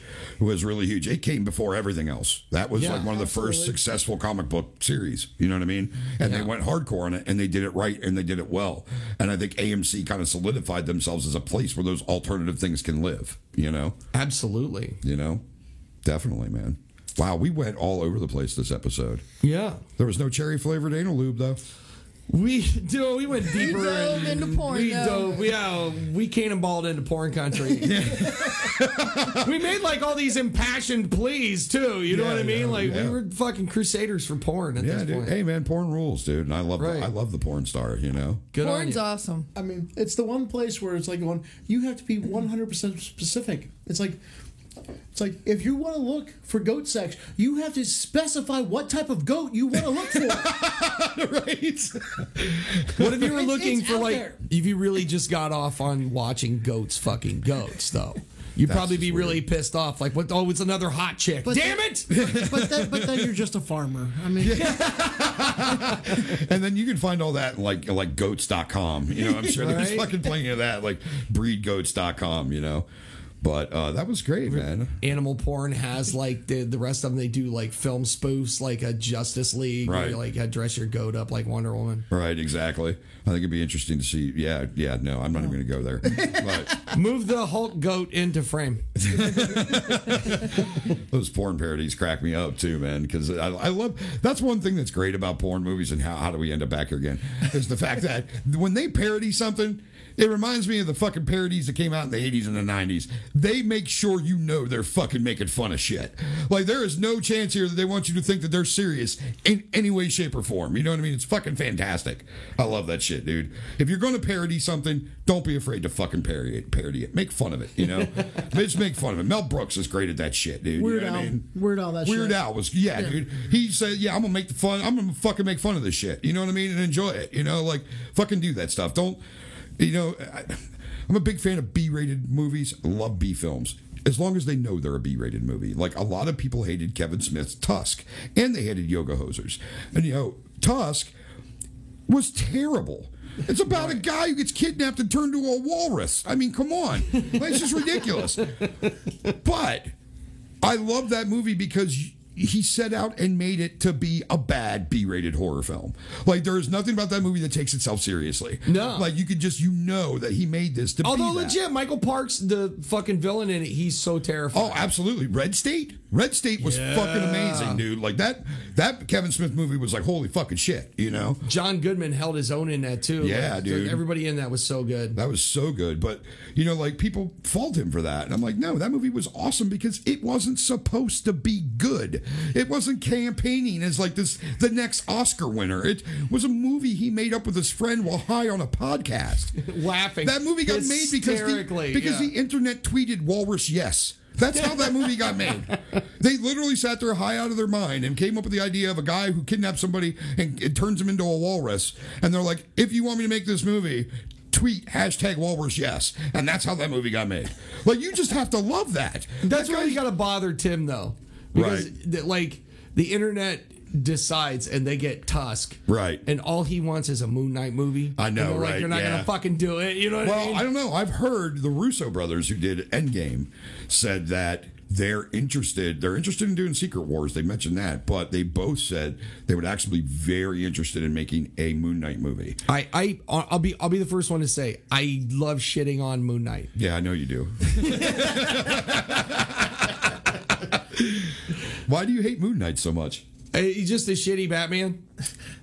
I wouldn't call him shitty. Oh, he's totally shit. Like, just the premise he's supposed to be sneaky and he's wearing an all white suit. It's fucking dumb. That's a dumbest fucking thing.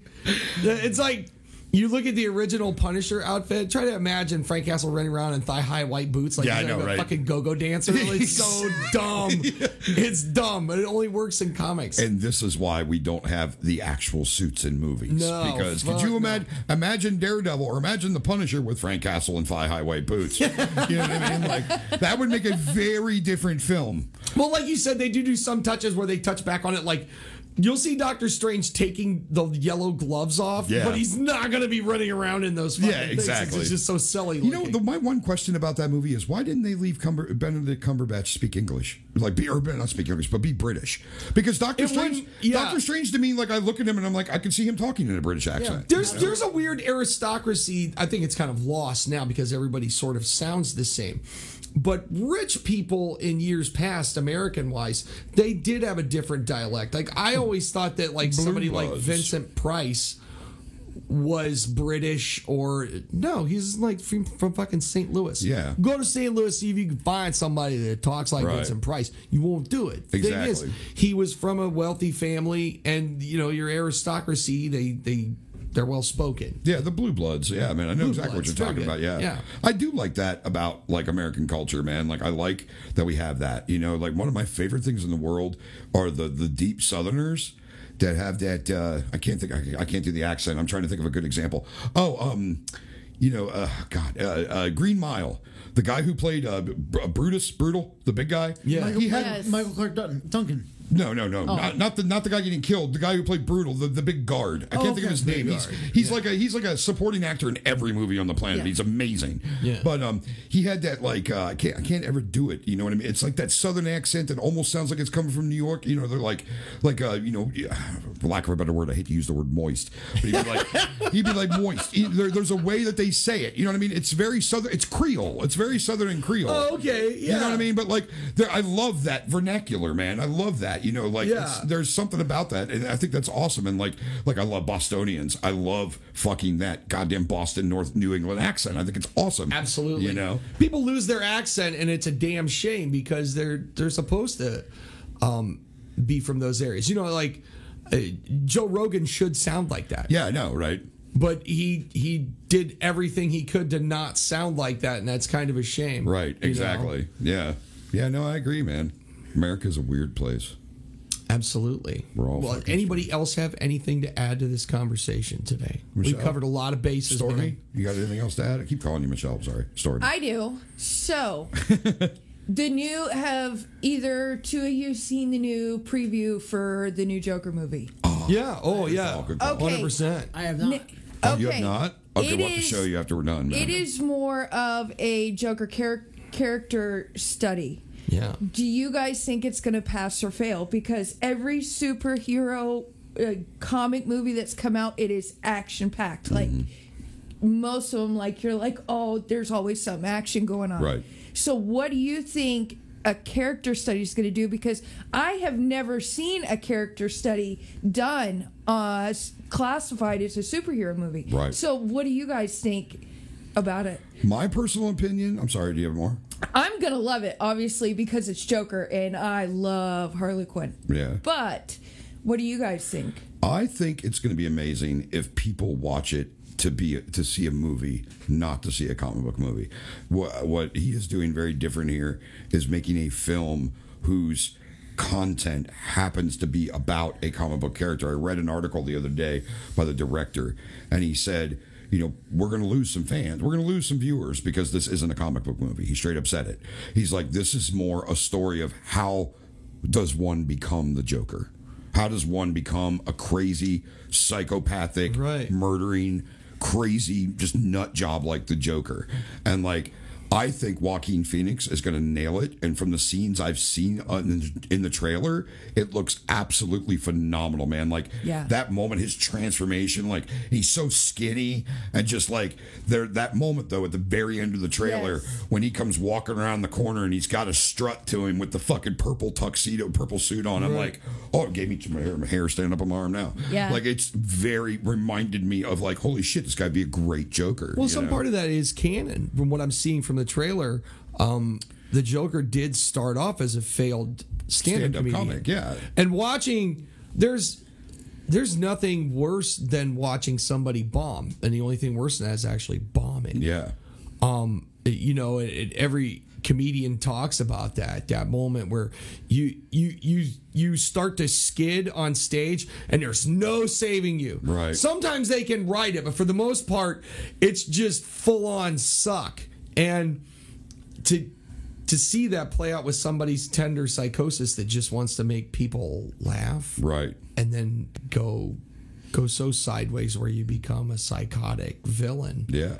of, like, he's probably one of the if not the greatest comic book villain. Oh, yeah. Oh yes, Absolutely. by You far. You know what I mean? In my opinion, he is. He is by far my favorite comic book villain of all time. I mean, he is. The Joker. Because we have those elements in us. That's something we have to confront as all people. of us are capable of cracking. Right. It happens All of us all are. the time. Yep. Some people And it is just wanna worth watch asking. the world burn. Yeah. Exactly. Very well done. Exactly. Like, it's very true. And I do agree with you that we can all see ourselves hit that moment. You know what I mean? And, like, Yeah. I think what I loved about that trailer is it just shows, like, here he is. He's this guy taking care of his mom. And, like, they're having fun with him and his mom are dancing in the living room. She's obviously sick, got some kind of problems. And then, like, he's out there being the clown. And then somebody steals a sign. He chases him down. They kick the shit out of him. And then he's, like, on the subway and they kick the shit out of him. And then it's just like him just getting beaten down by life over and fucking over again, bombs on stage. And it's like that moment where I can't wait to see the moment in the movie when the last hit happens. When it's like that last thing happens and he just fucking cracks. And it's like, that's it. Because I love the scene of him like dancing down the stairs. He's like bouncing back and forth. And like, I'm like, this looks fucking awesome. Like, I think it's going to be really good. But to answer your question, I do agree with you. I think that it will lose viewership and I think it will get panned because people are going to go want to see a Joker movie. And this is not a Joker movie. Yeah. This is a movie about the Joker. It's a character study. Exactly. But I think it'll be different than, like, say, Suicide Squad. Yeah. Which is, supposed to be a blockbuster superhero movie. Right. And people went to see it, didn't get what they wanted, and were angry. I think people know from the outset.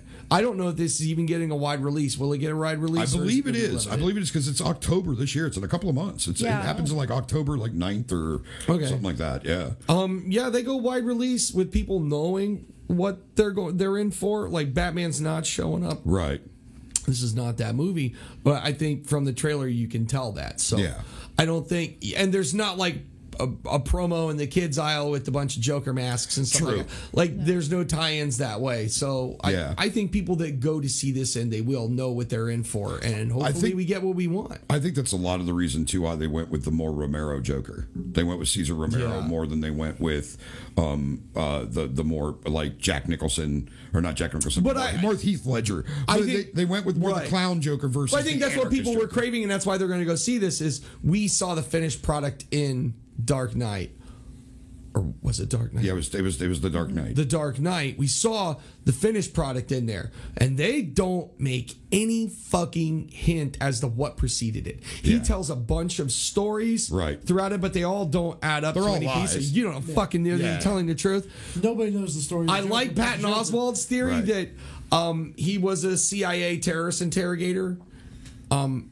That's interesting. Oh yeah, because he drops all kinds of fucking knowledge about the way he's talking about interrogation is something that really only somebody who's interrogated people Right. fucking knows.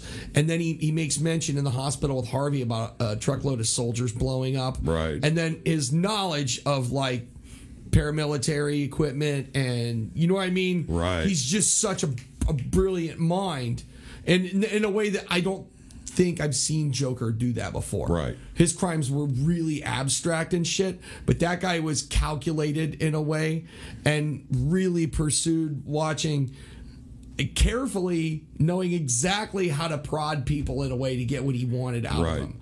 And I he acted like I don't know what I'm doing. I'm just giving it a push, but you know that character knew what he was doing to Harvey. Yeah. Which almost leads into the psyops type. Right. Yeah. Yeah. But nobody's confirmed that. That's just one theory. But I like that because that's part of that story. Is we don't know what preceded that, and so what we get with this Joker movie is all right. Well, let's crack this open and see what happens. Right. Yeah. And Heath Ledger's Joker, I just want to take a moment to say, was for me a shining moment in film because that is the Joker I always wanted to see somebody make. I wanted to see somebody take this character, make the anarchist crazy man, but make him like a fucking seething, vicious, focused fucking psychopath. And that's exactly what he is, dude. Like that moment when he walks in, I'm gonna show you a magic trick, and just smashes the guy's head on the pencil, and they're like, you know, well, fucking, what is it? If you're good at something, never do it for free, kind of thing. You know what I mean? Just that whole take on that character was so fucking good. And I loved how he was like, he hunched over and kind of gave that sniveling, and like he had the kind of that sniveling kind of snidey thing to his voice every time he talked. You know, and it was just fucking great, dude. I was like, that, in my opinion, you will never. It's kind of like with Nicholson's Joker. I said when they were making Dark Knight and they cast Heath Ledger, I said you can't walk into this trying to beat Nicholson's Joker, because you're never going to. You got to do your own take on it. And then I read an article where Michael Caine had said, you know, Shakespearean trained fucking actor, was like, the first time I saw him in character, he walked off the elevator. It was the scene inside of Bruce Wayne's apartment. yeah. And he was like, it was the most terrifying thing I have ever seen in my entire life. And I'm like, for Michael Caine to say that, a guy who has acted in how many movies? Horror movies. You know what I too, mean? yeah. Exactly. He's some scary shit. Like, fucking, for him to say that, it is the most terrifying thing I have ever seen. Like, that's insane, dude. You know what I mean? And like, and it was. Like, when he came off that elevator and walked around that party, and like, the way he talked, the way he fucking grabbed, the look at me moment is one of my favorites. When he's got the guy upside down, and he's like, look at me. You know, he gets all angry and aggressive, like, really quickly, is fucking amazing, dude. Like, I can go on for an entire episode about the beauty of that fucking Like I said, brilliant in a way that you didn't expect Joker to be. Absolutely. Was like with that fucking cop, dude. A Gotham cop has had people fuck with him all day long, and they're taught like, you can't crack. Like, don't worry about it. You're not gonna fucking crack. Right. He gets in there with that guy, and he goes, "You want to know how many of your friends are cowards? Right. Watch this." Like, you know what I mean? Like, Yeah. he just unpeels that guy like a fucking banana. Like, Yep. Gotcha. Exactly, dude. But he did it in such a comic zany way that it's Joker. He's not Right. just a fucking supervillain like that guy. Like the semi door sliding open and him with the fucking An RPG? Like, what the fuck, dude? Woo! You know, that was pure Joker. Right. I want so much more of it, and that's You all know, there too, is. do you know that the scene after the Harvey scene in the hospital, when he's outside in the nurse's uniform and he's hitting the button, Yeah. and then he turns around, he turns around, he's doing the whole click. Now you have a demerit. Yeah, I know. I get one too. It's my fault trying to talk with my hands. But he's standing, he has everybody on the bus. He's standing in front of the bus and he's going like, he's trying to hit the thing and he's like, what the heck's going on? That was all ad-libbed. Like, actually, the special effect to blow up the hospital didn't go off. Half of it went off and the other half didn't. So Ledger just turned around and started like, click, click, click. What the? And when it actually went boom, it was actually him jumping because he didn't know what was coming. Like, he had no idea that was happening, and it finally went off. Like, He's so embodied that was that totally. character. Oh yeah, dude, absolutely, man. You know, like fucking. I could, like I say, I could talk an entire episode analyzing just his performance in that movie. Well, if you're into that, and you're into what he did with that character, and you know that it kind of went down a rabbit hole, and it may well have followed him out of that movie. Right. Have you seen the Jim and Andy thing on Netflix? Yes, it was amazing. Holy shit! That was so good, man. I really wish they had released a version of that movie where intercut throughout it is that behind the scenes footage. Yeah. Where you see where he's like, he's lost it. Yeah. He's not Jim anymore. No. They make him call him Andy, and then he would show up as Tony As Clifton. Tony Clifton, It was yeah. fucking bananas. And he would just lay there like drunk. He'd make him carry him off the set and Like, shit. this is an uptight Hollywood movie set, and the director is Milos Forman. He is one of the most respected directors Yeah. of all fucking time. And dude, he showed up on set one day with the Hells Angels. They're like, wait, what the fuck? He rolls in a Hollywood studio, all these motorcycles. Those dudes don't give a fuck. Yeah. You know? They also said one of the beautiful things in that documentary too talked about how, you know, Andy Kaufman never met his daughter. You know what I mean? He has a daughter, Yeah. and he never got to meet her because he died. You know what I mean? But like, his daughter came to meet Jim Carrey as Andy Kaufman and like got to experience that moment, even though it wasn't her father. But Jim had so embodied Andy Kaufman at that time that like she actually came and sat down and had a conversation with him, and he never broke character. He was acting like Andy Kaufman would act talking to his daughter that he never met before, and gave her that beautiful moment. Yeah. You know what I mean? How awesome is that to do for somebody? Like, that is an amazing thing to do, dude. Like, he gave her something she would have never been able to get before. And like, even Danny DeVito was like, Yeah. dude, it was Andy. He's like, all those taxi fucking, all those people that worked with him were like, this is so crazy. They were like, he's back. It's back. Yeah, they're like, it's Andy. It's not Jim. That is fucking Andy Kaufman. It's insane, dude. You know, like, that's crazy, man. That was such a good documentary, man. It was really good. And that's probably... It fucked with Jim Carrey's head, man. Yeah. He talked about it. Like, he got out of that movie and didn't know where Andy Kaufman ended and he began. He said it fucked with him for a long time for him to get out of that mindset. It's not at all the same thing, but like some part of that is Andy Kaufman is somebody that helped shape Jim Carrey, period. Right, true.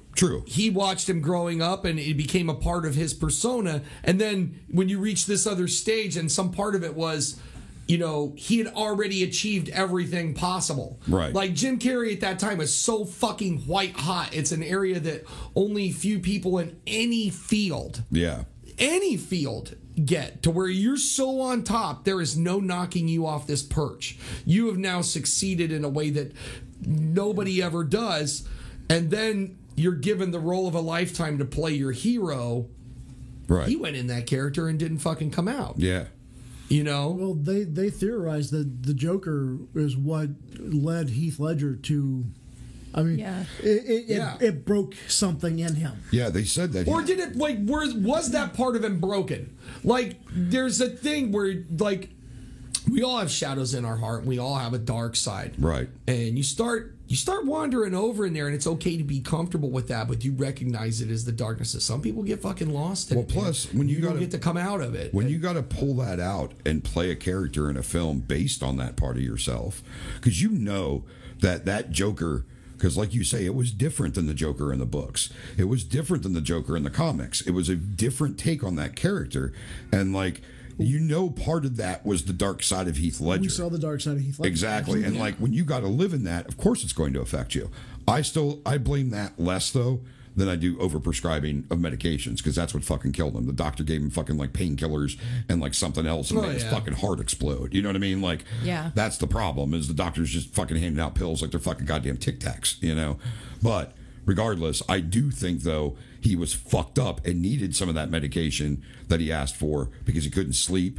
There was mentioning of how he couldn't sleep. He was having trouble. That guy locked himself in a room for a month and didn't see anybody and came out as the Joker. Like, that's how he did that. He locked himself in a hotel room for a month and didn't see anyone and just locked himself in there writing in journals to take himself down that rabbit hole. Like, of course that's going to have an effect on you, man. Lock me in this room. Not this room. I would enjoy this room for a month. But lock me in another room. I could stay in here for a month without. I was going to say, problem. can we come in and play? Exactly, right? But yeah, I mean, lock yourself in a hotel room with nothing for a month. Don't have any communication with another human being for a month. Keep the windows, the shades drawn. Don't look outside for a month. And just write. And write inside of a journal, dude. Think about how fucked up you would get, dude. You know? If you only have your own brain to fucking roll around in, you know? Anyways, I think that's a good stopping point. What do you think? I think we've covered so much tonight. I know. This was exciting. High I love points. talking to you guys. This was I love awesome. you people listening, and I want to thank you for making it all the way through this. Stu, keep tuned to what we're doing. We're going to keep on doing this. Absolutely, man, you know? And hopefully we've got another one maybe coming up here soon. Yes. Another podcast maybe starting with... So stoked about that. Yep, exactly. So I'm very When you're excited. doing what you love, it's not work. That is so fucking true. You know what I mean? There is no truer statement than that, because if you are doing what you love, it is not work. I can testify to that. Amen. So, and can I get an amen? Can I get an amen in this house of God? Yes, brother. Anyways, that was awesome, dudes. Thanks, man. That was great. See you next week. Later, nerds. Out. That was good, man. That was really good. I know we broached a lot of stuff. Well, that's it for this installment of the Lunatic Parade podcast. Thank you so much for tuning in and listening to middle-aged white guys shoot their mouth off about nerdy crap. See you next week.